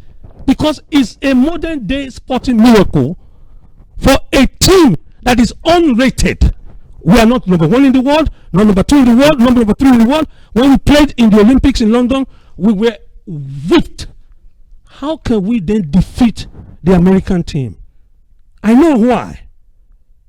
Because these youths don't speak the language that I speak, or the language that my parents speak. They speak a different language. And it's that language and that commitment to the Nigerian cause that will also make us economically defeat any country in the world. I'll Google it and go and find out from Biden. How many Nigerians are in Biden's government? How many Nigerians are in the cabinet making decisions for money? The Undersecretary of State, if I give you his name, you know he's your cousin. Right now, for the United States. NASA, that is putting men on the Mars. Do you know who worked out the calculation? If I give you his name, you will not believe it. He's related to you. So in engineering, in medicine, CDC, the vaccine that Pfizer released, do you know who did the clinical trials? Who can guess? He finished from the University of Calabar. That's the clue I can give you. A Nigerian, this is the vaccine that is turning the economy around. There is so much in that country that if we can just forget for 1 minute, I mean, like you were saying, we are surrounded by the French. Do you know what I would do, sir? I will make French compulsory in the first 3 years of primary school, so that our interaction with the Cameroonians, with the Nigerians, will be different, and our understanding and interaction will be different, and our export of our talent from Nigeria will be to Quebec. We go to Paris. We go anywhere. We draw the doctors from the National Health Service in the UK. We draw Nigerian doctors and see what happens. It collapses. I'm not saying this. Jeremy Hunt said it when he was Secretary of State for Health. The number of Nigerian doctors and nurses in the national health here, if you remove them for 1 week, the entire thing will collapse. So why is it that the prophet is not without honor except in his own home and amongst his own people? The same doctors. Calabar University produced one of the best in the world. And you are trying to tell me that that is a third world nation. No, there's something wrong with your brain. They have a first world brain. They might be in a third world geography. Nigeria is a first world brain. Who wrote the code for the internet? Do you know who I got it from? Bill Clinton said it was in Nigeria. He mentioned his name. Mispronounced his name. So that's what I'm saying to you. We will change it because we have no choice. The world cannot exist the way it is now without Nigeria. Thank you. Thank you very much, sir. Thank you. So we come to our keynote speaker. There's no one else. It's time for you.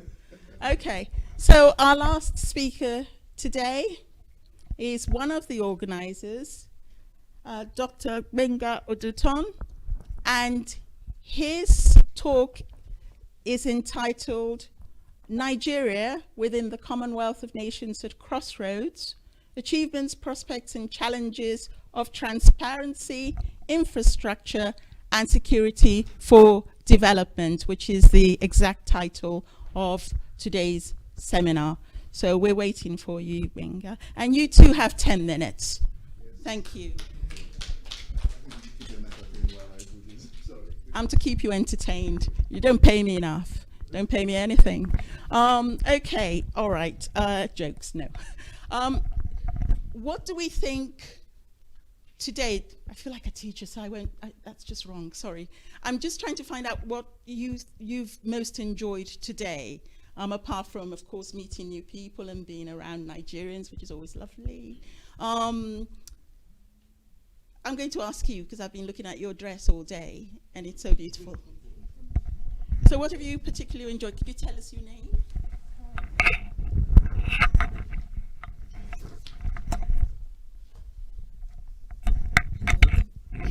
Hello, everyone. Jamila Zanna Mohammed. It's nice to meet you all. Basically, what I've really enjoyed today, I would say Nigeria is not for the leaders. Nigeria is for all Nigerians. As such, every Nigerian should work hard, progressive, developmental, security-wise, social, cultural, every sector. Everyone has a goal inside. Stop blaming the government and wake up. Work together for better Nigeria. Nigeria are blessed. If only we knew how dark black. When I say dark black, black is a very distinctive color. It's black. You can't change black. You can't change Nigerians for our gift. We are gifted, and in other words, we know how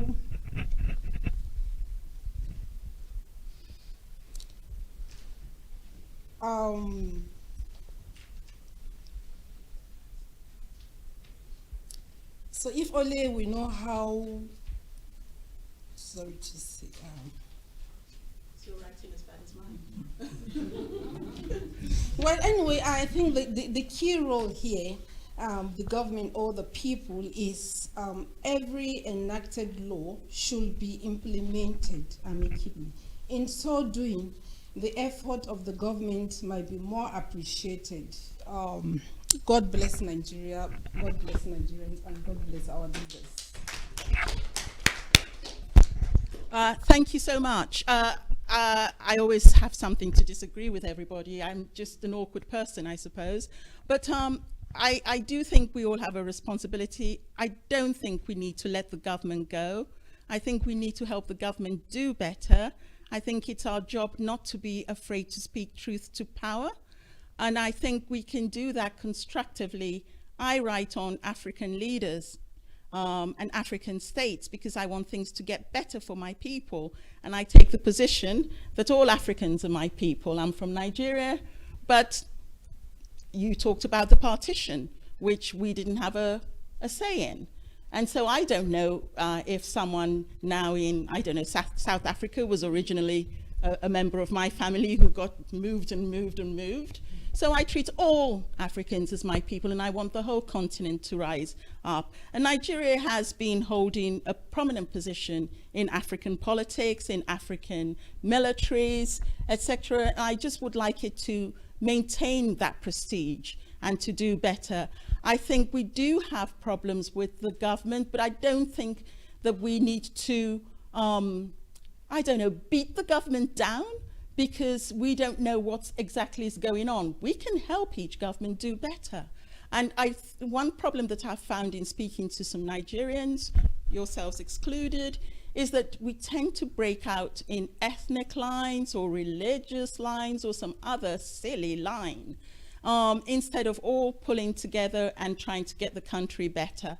Now, I was going to refer to the 70s and 80s.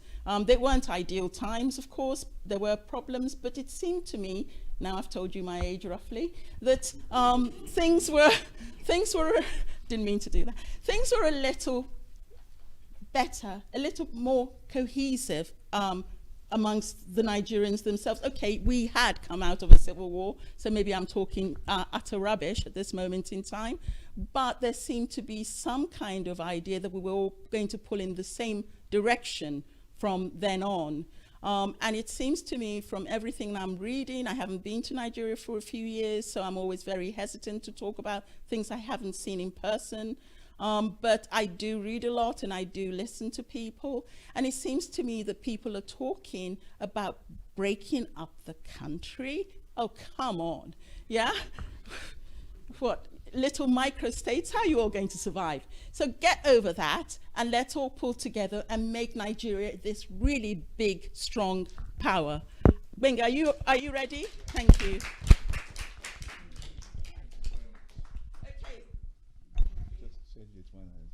Thank you very much, Eki. And again, appreciations for everyone who is here, including those who are at home. When we as a coalition of intellectuals, academics, activists sort of imagined this occasion, we thought it was necessary because of the direction of things.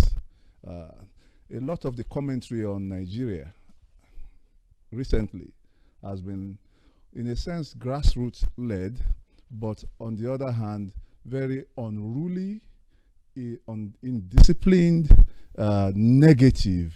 You know, you tend to have those who are expressing their frustration in the most, if you may permit me, crude ways in charge of the airwaves. So what we envisaged was the need to have a civil discussion about our country, one which we have no other, one which we are proud of, extremely proud of, one which we should not be beaten back by those who think that we should be perhaps ashamed of the country. I don't even know how anyone begins to become ashamed of his own, you know, parentage, you know, genealogy, country of origin. I don't understand how anybody gets there. But we have to offer a counter narrative. And that counter narrative is not one which people want to stampede us into, that you are lackeys of power, you don't know how to speak truth to power. That's not the issue. The first thing we had in mind as a coalition is that we need to offer a reasoned, rational discussion over the direction of the country. And the way to do that is to look at the positives and the negatives.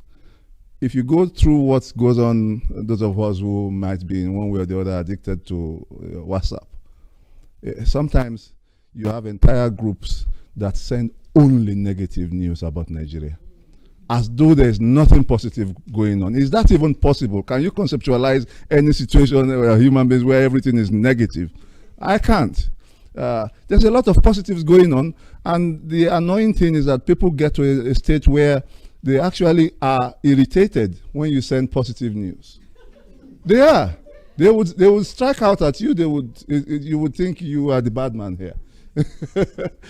So yes, today is a day where there are a lot of critique has been going on here, but at the same time we are pointing out the positives. And what I'll be doing over the next few minutes, which I think I will have, I won't expect any favorable treatment or more favorable than others from the moderator, is to talk about a few of the positives, the prospects, the achievements, the challenges of the recent administrations, definitely the current administration, because each administration stands on the shoulders of the last. And of course, we will also be talking about, it's not showing, so you have to, yeah, exactly.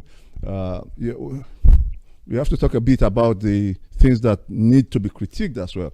A good place to start in terms of achievement is the wonderful nature of progress in agriculture. Agriculture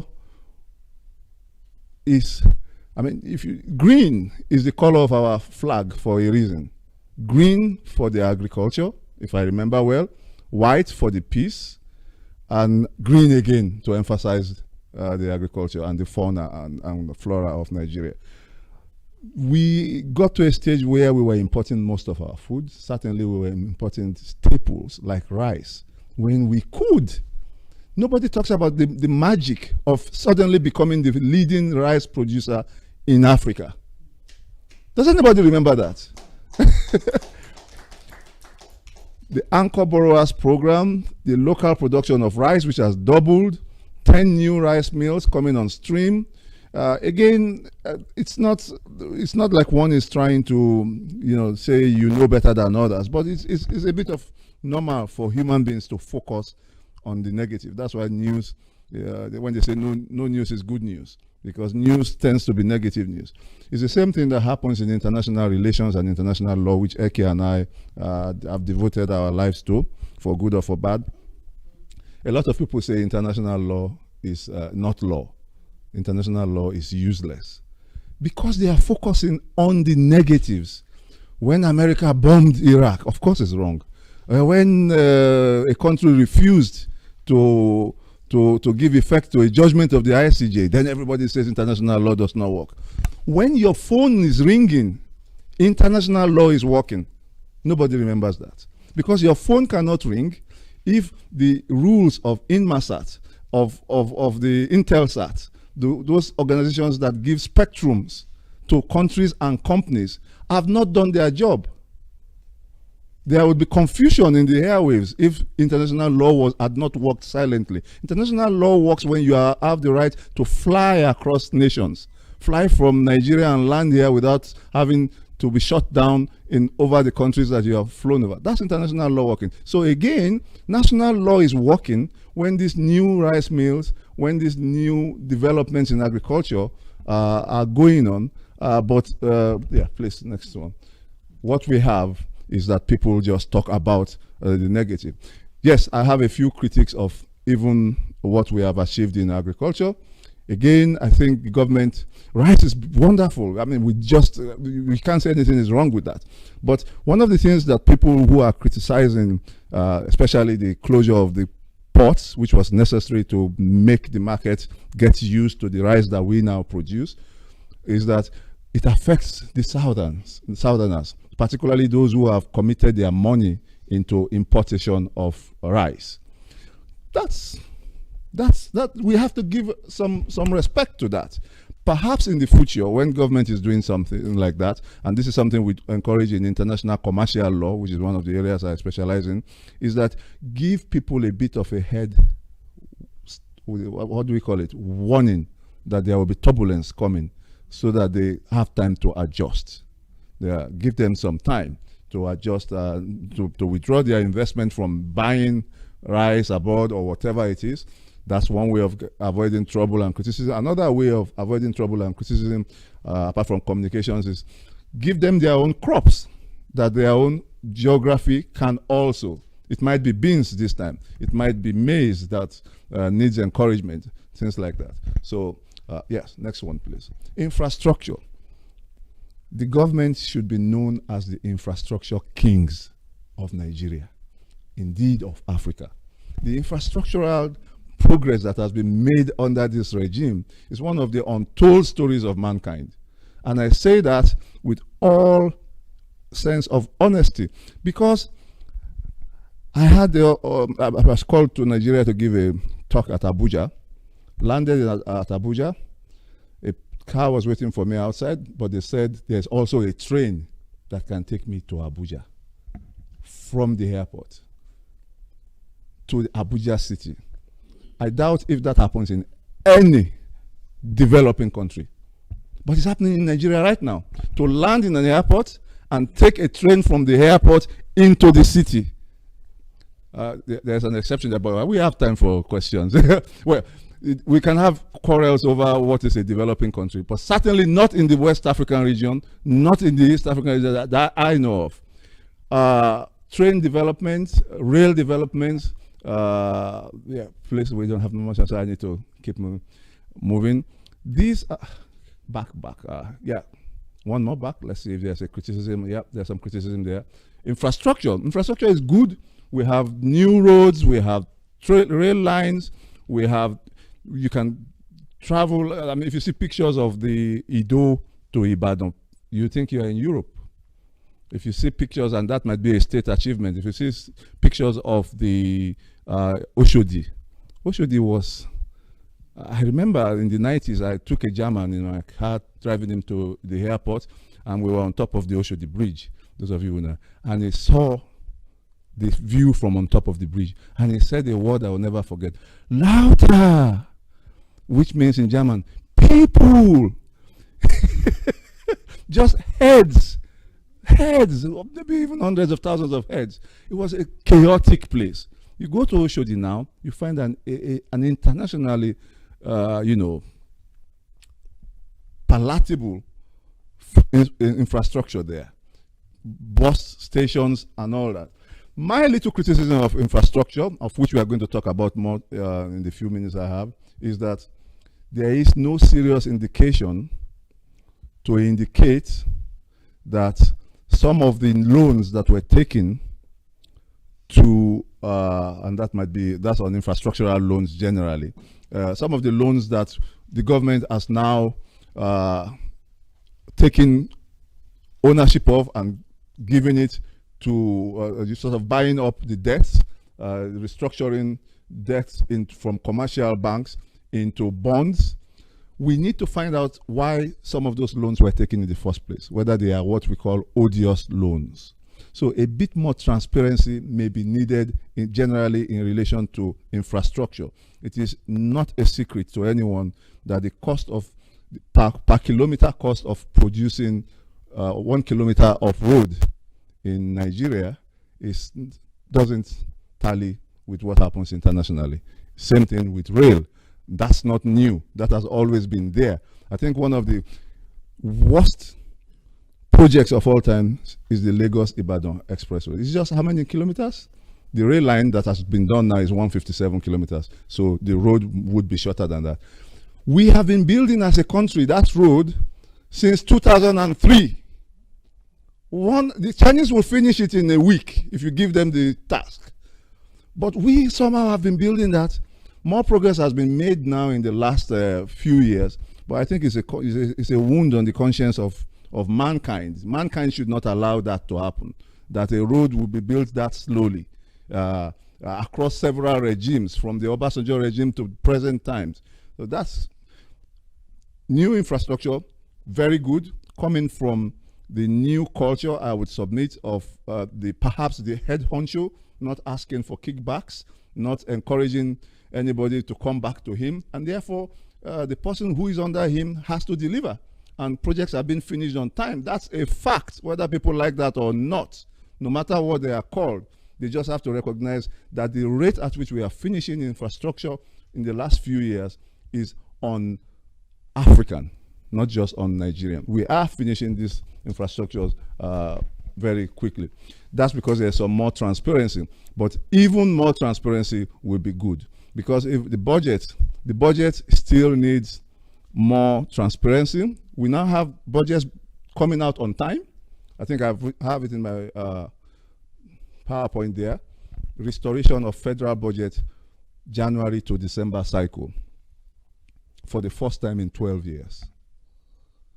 How does anybody get paid his salary and then get a pension when he has not done things that are to be done the way they ought to be done? How do you get to call yourself an accountant for the accountant general and you can't, or whichever ministry of finance, you can't get the budget done in time for January? What are you doing? It's like me, students arriving and not finding their exams in June, or sorry, in May, because we've not set the questions.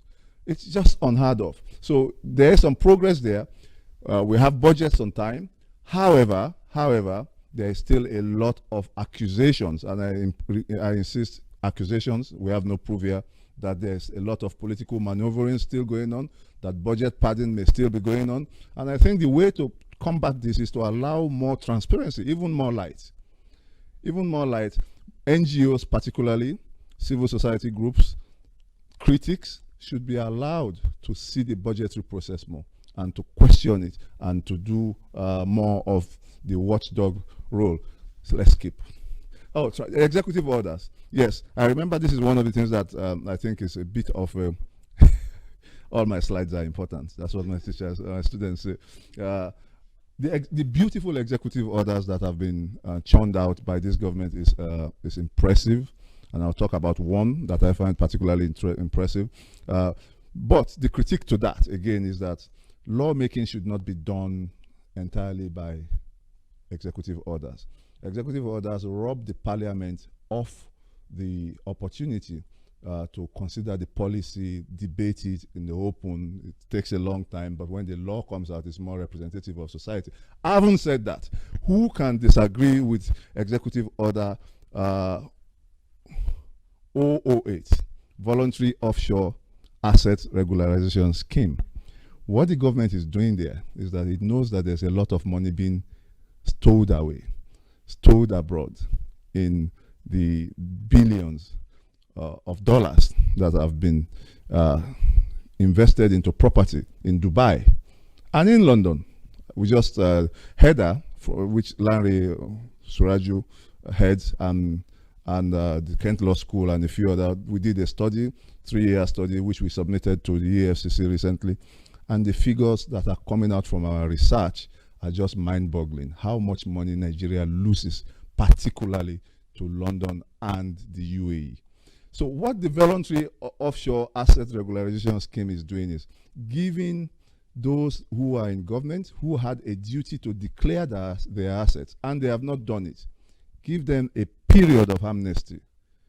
Do it.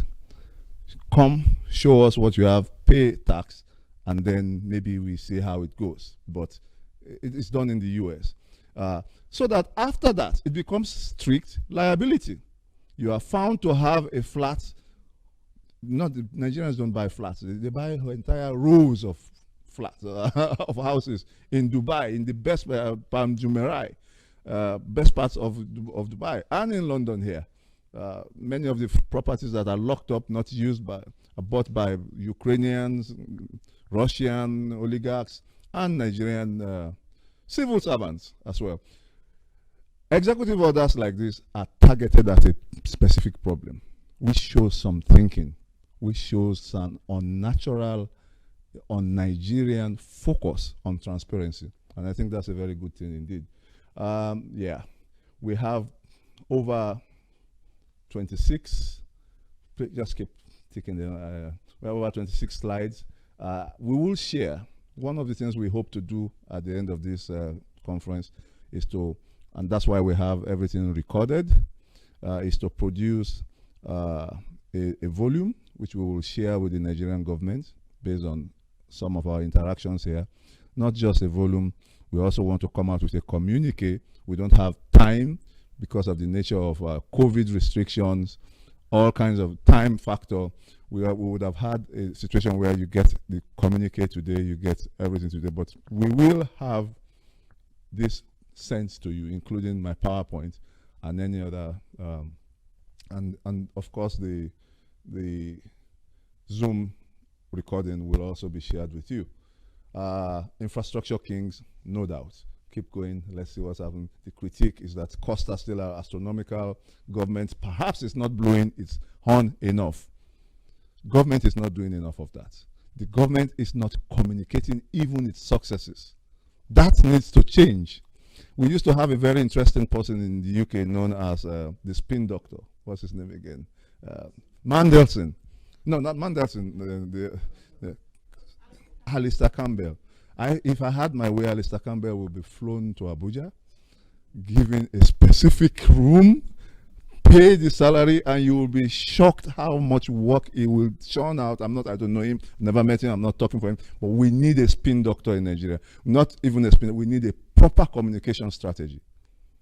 How many people know how many rail lines, hundreds of rail lines that have been completed in such a short time? How many people know if I had time, I would have shown you the slides I have there on the power projects that have been done in the states as well. It's not just about the federal government.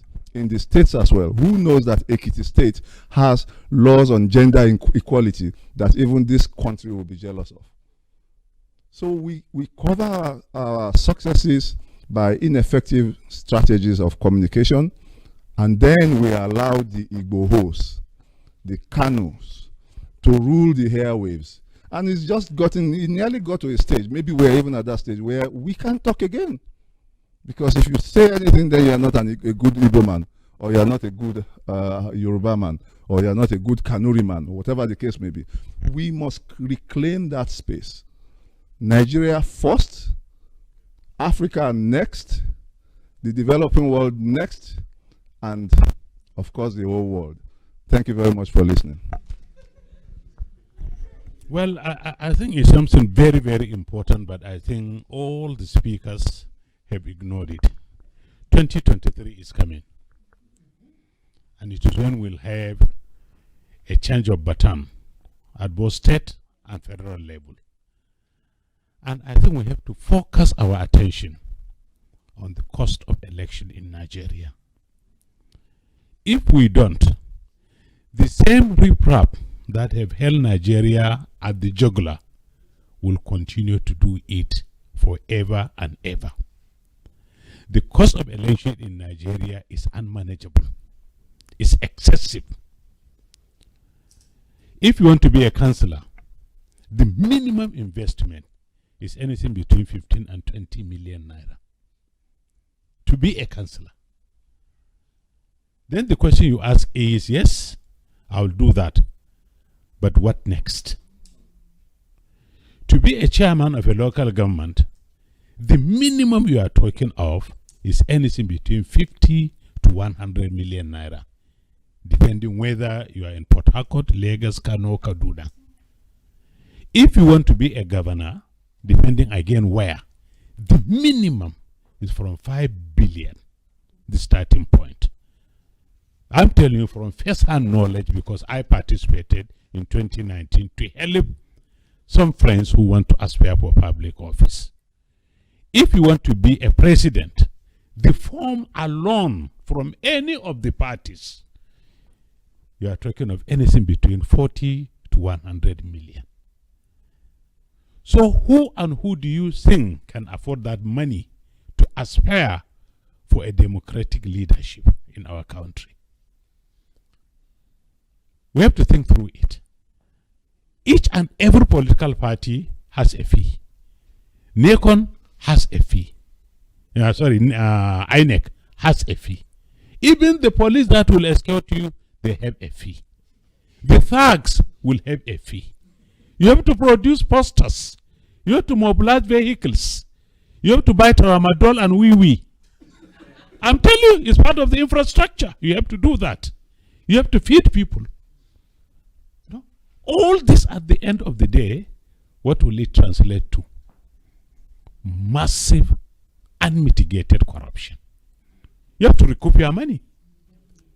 It's as simple as that. You are not a Father Christmas. If you meant good, go to your village and invest that money. You'll change lives. Give scholarships.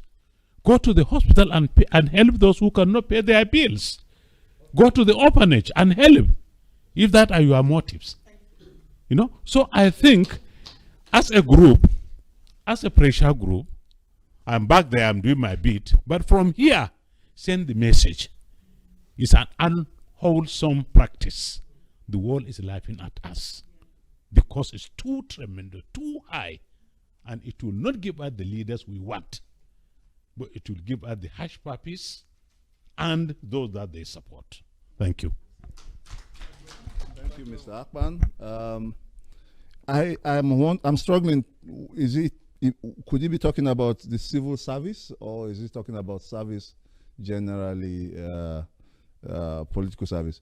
I will address both then.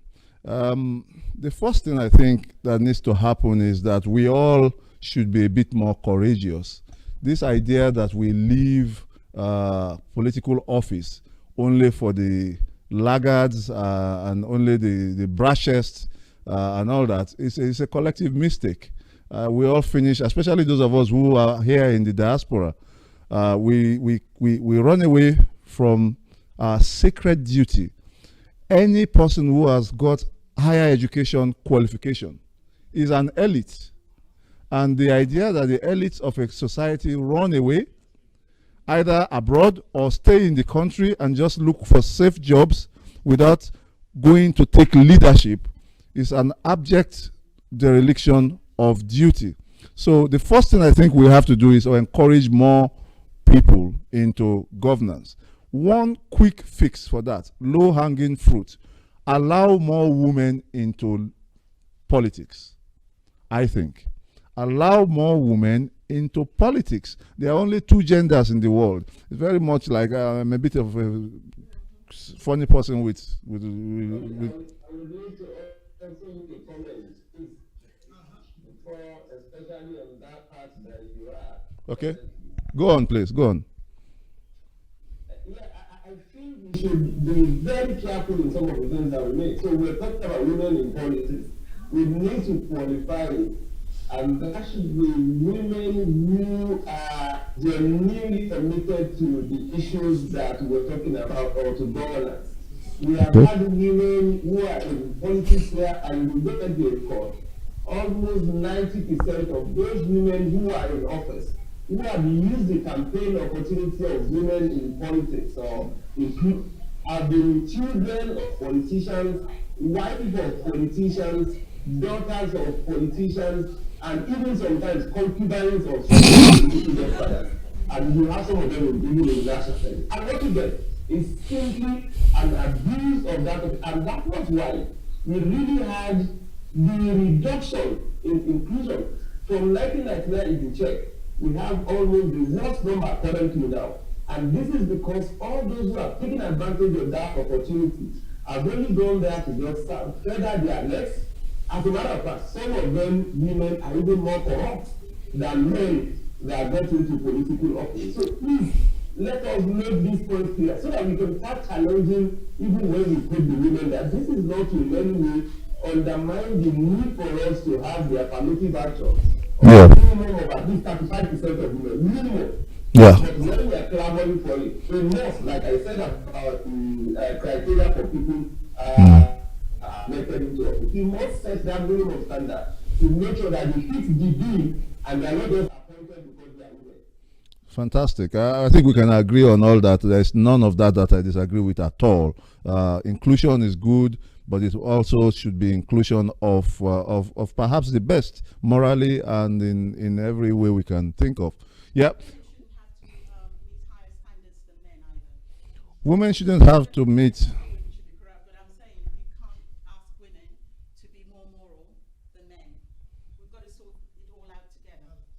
Yeah, we can all agree on that.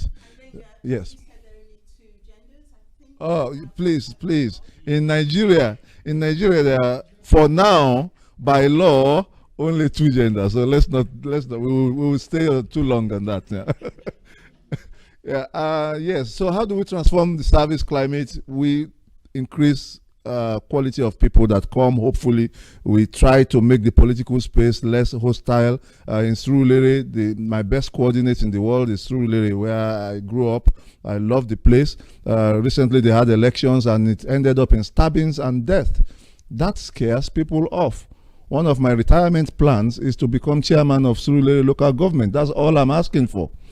Seriously, I'm not joking. At some point, as happens in this country, people retire and then become councillors.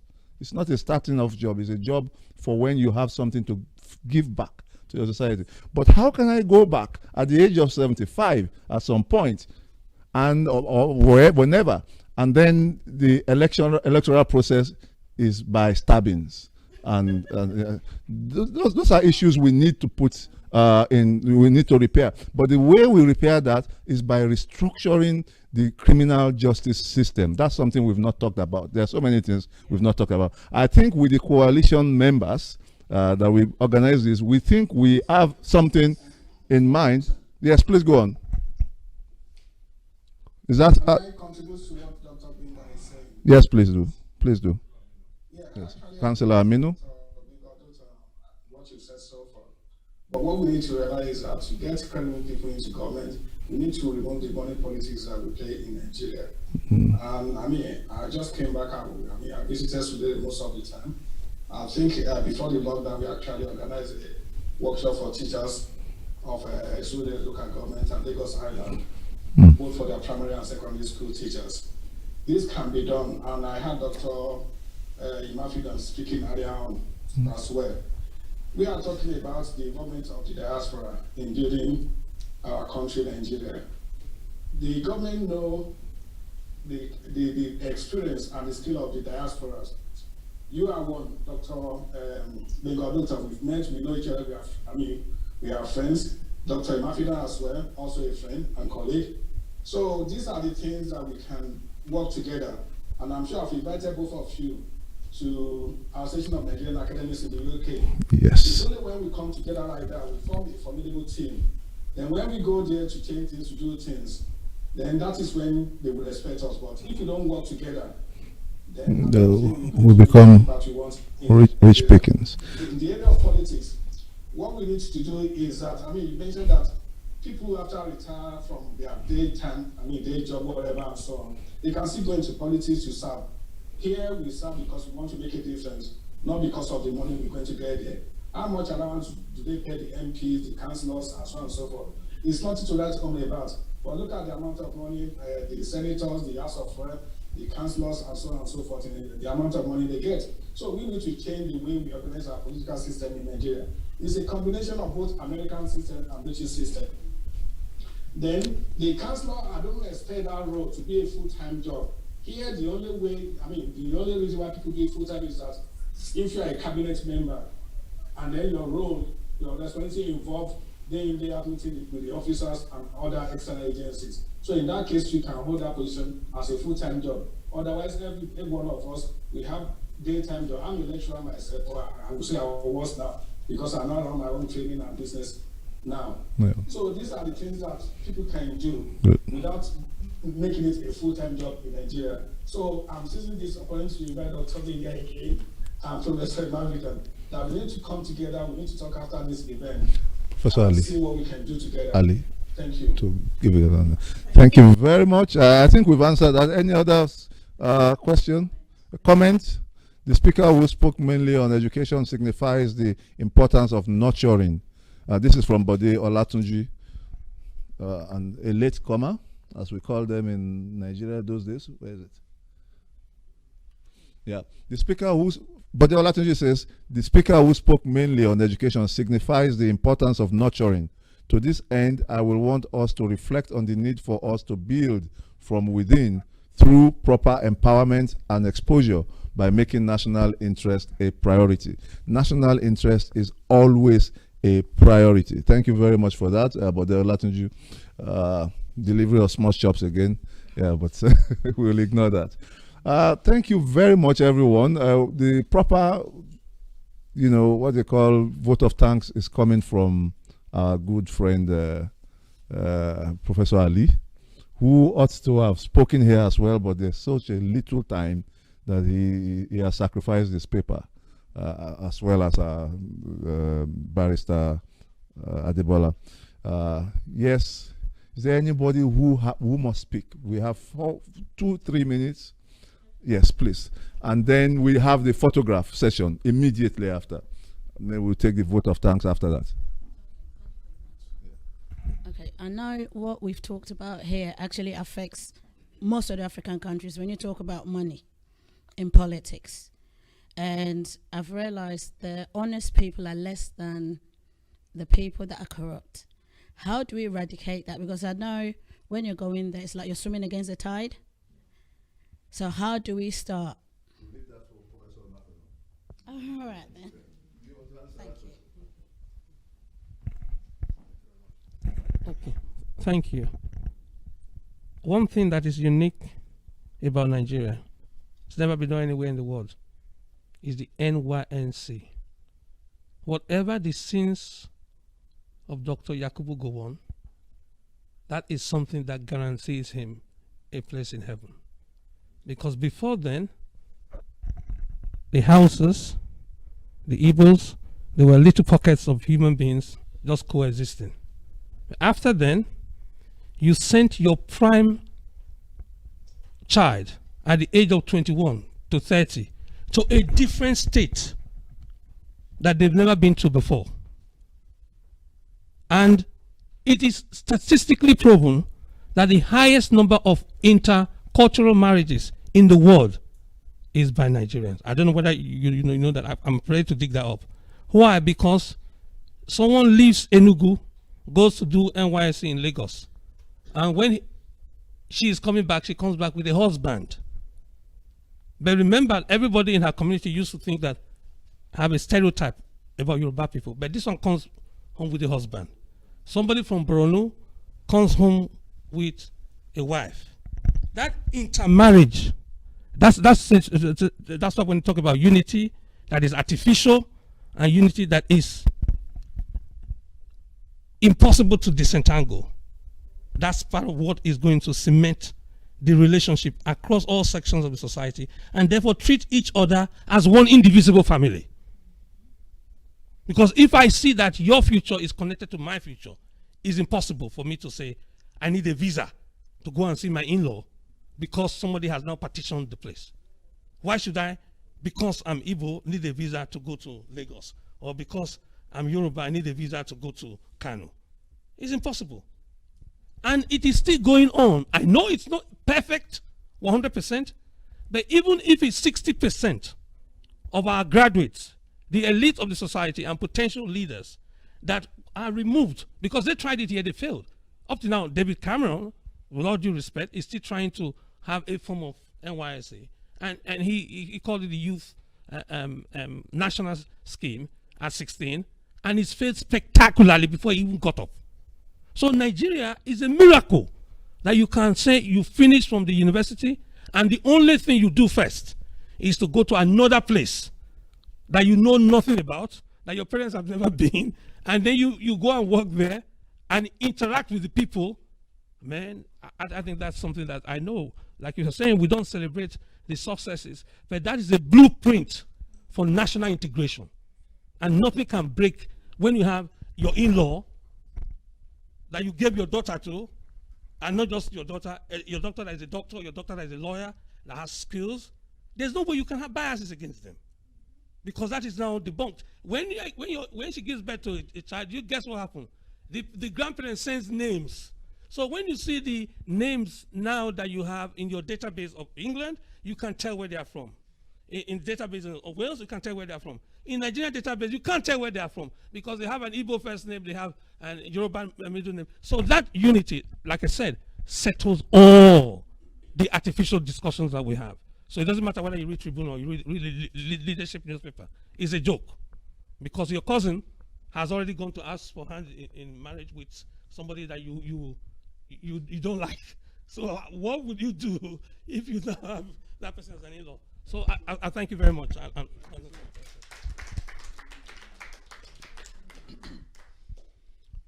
Good evening once again. I'm seizing this opportunity to thank everyone that have tuned in, both physical and also online. Our special thanks goes to Supreme Court of Justice. This is a very unique event. It was planned, if I say, less than a week. But it wouldn't have been possible without the permission of Supreme Court. Please, can you give Supreme Court of Justice a round of applause? More so, how can we give vote of thanks without remember the Kent Law School? Because without them, we won't be here tonight. You can't just come, you can come with your thousands of pounds and so on. It's not about money. We go through some real serious, rigorous scrutiny before we can have it here. It had never happened before. We are making history here today. I'm so proud of every single person that are here tonight to witness this very unique occasion. And we'll be back next year. We're going to make it a culture. I must thank, I'm a bit gender biased. I must thank our moderator that have managed to improvise, because we have some little glitches here and there.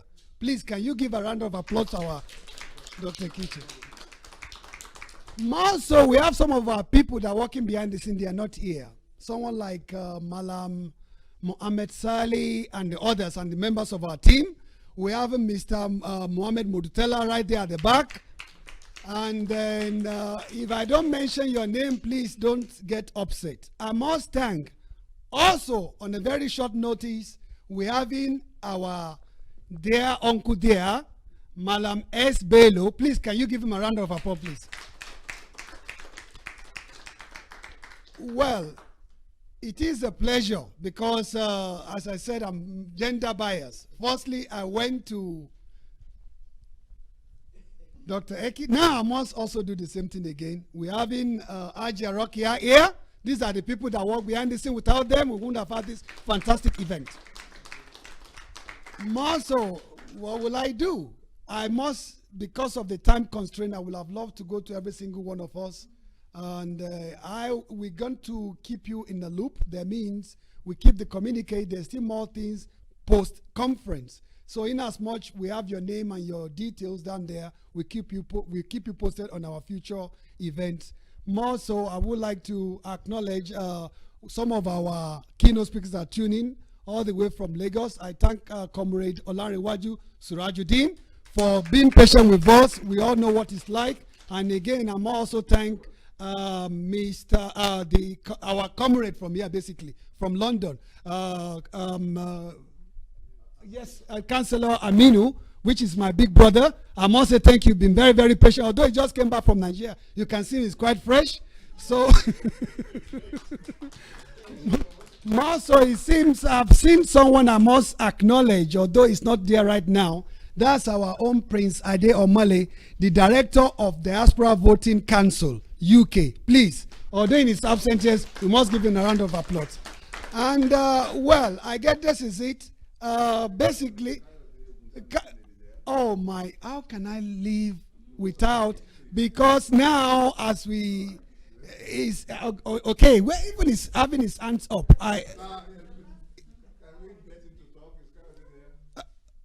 Comrade Kayode, are you there, sir? Please, we have to take our pictures right now. It's time to leave.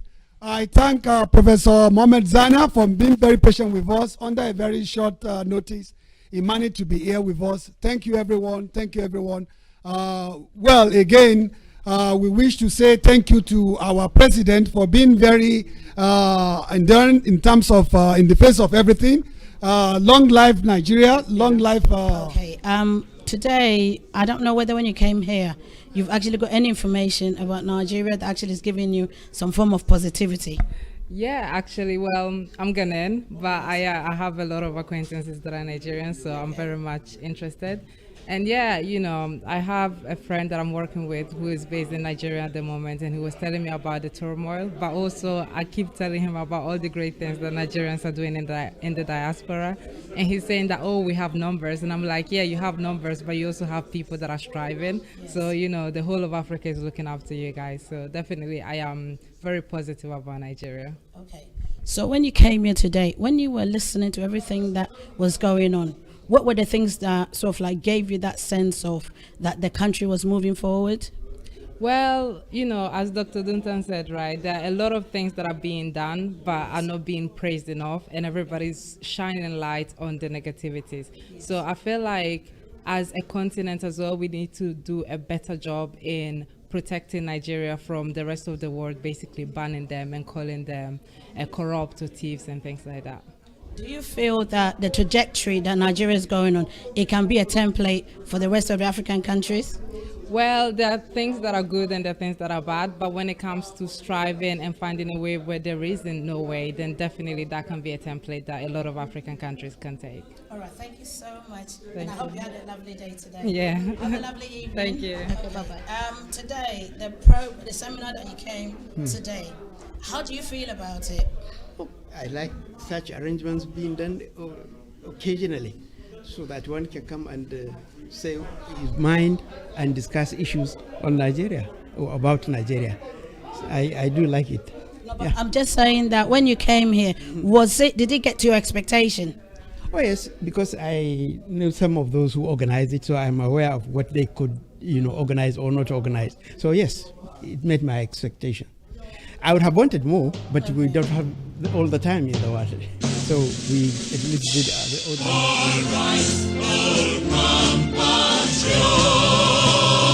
Nigeria's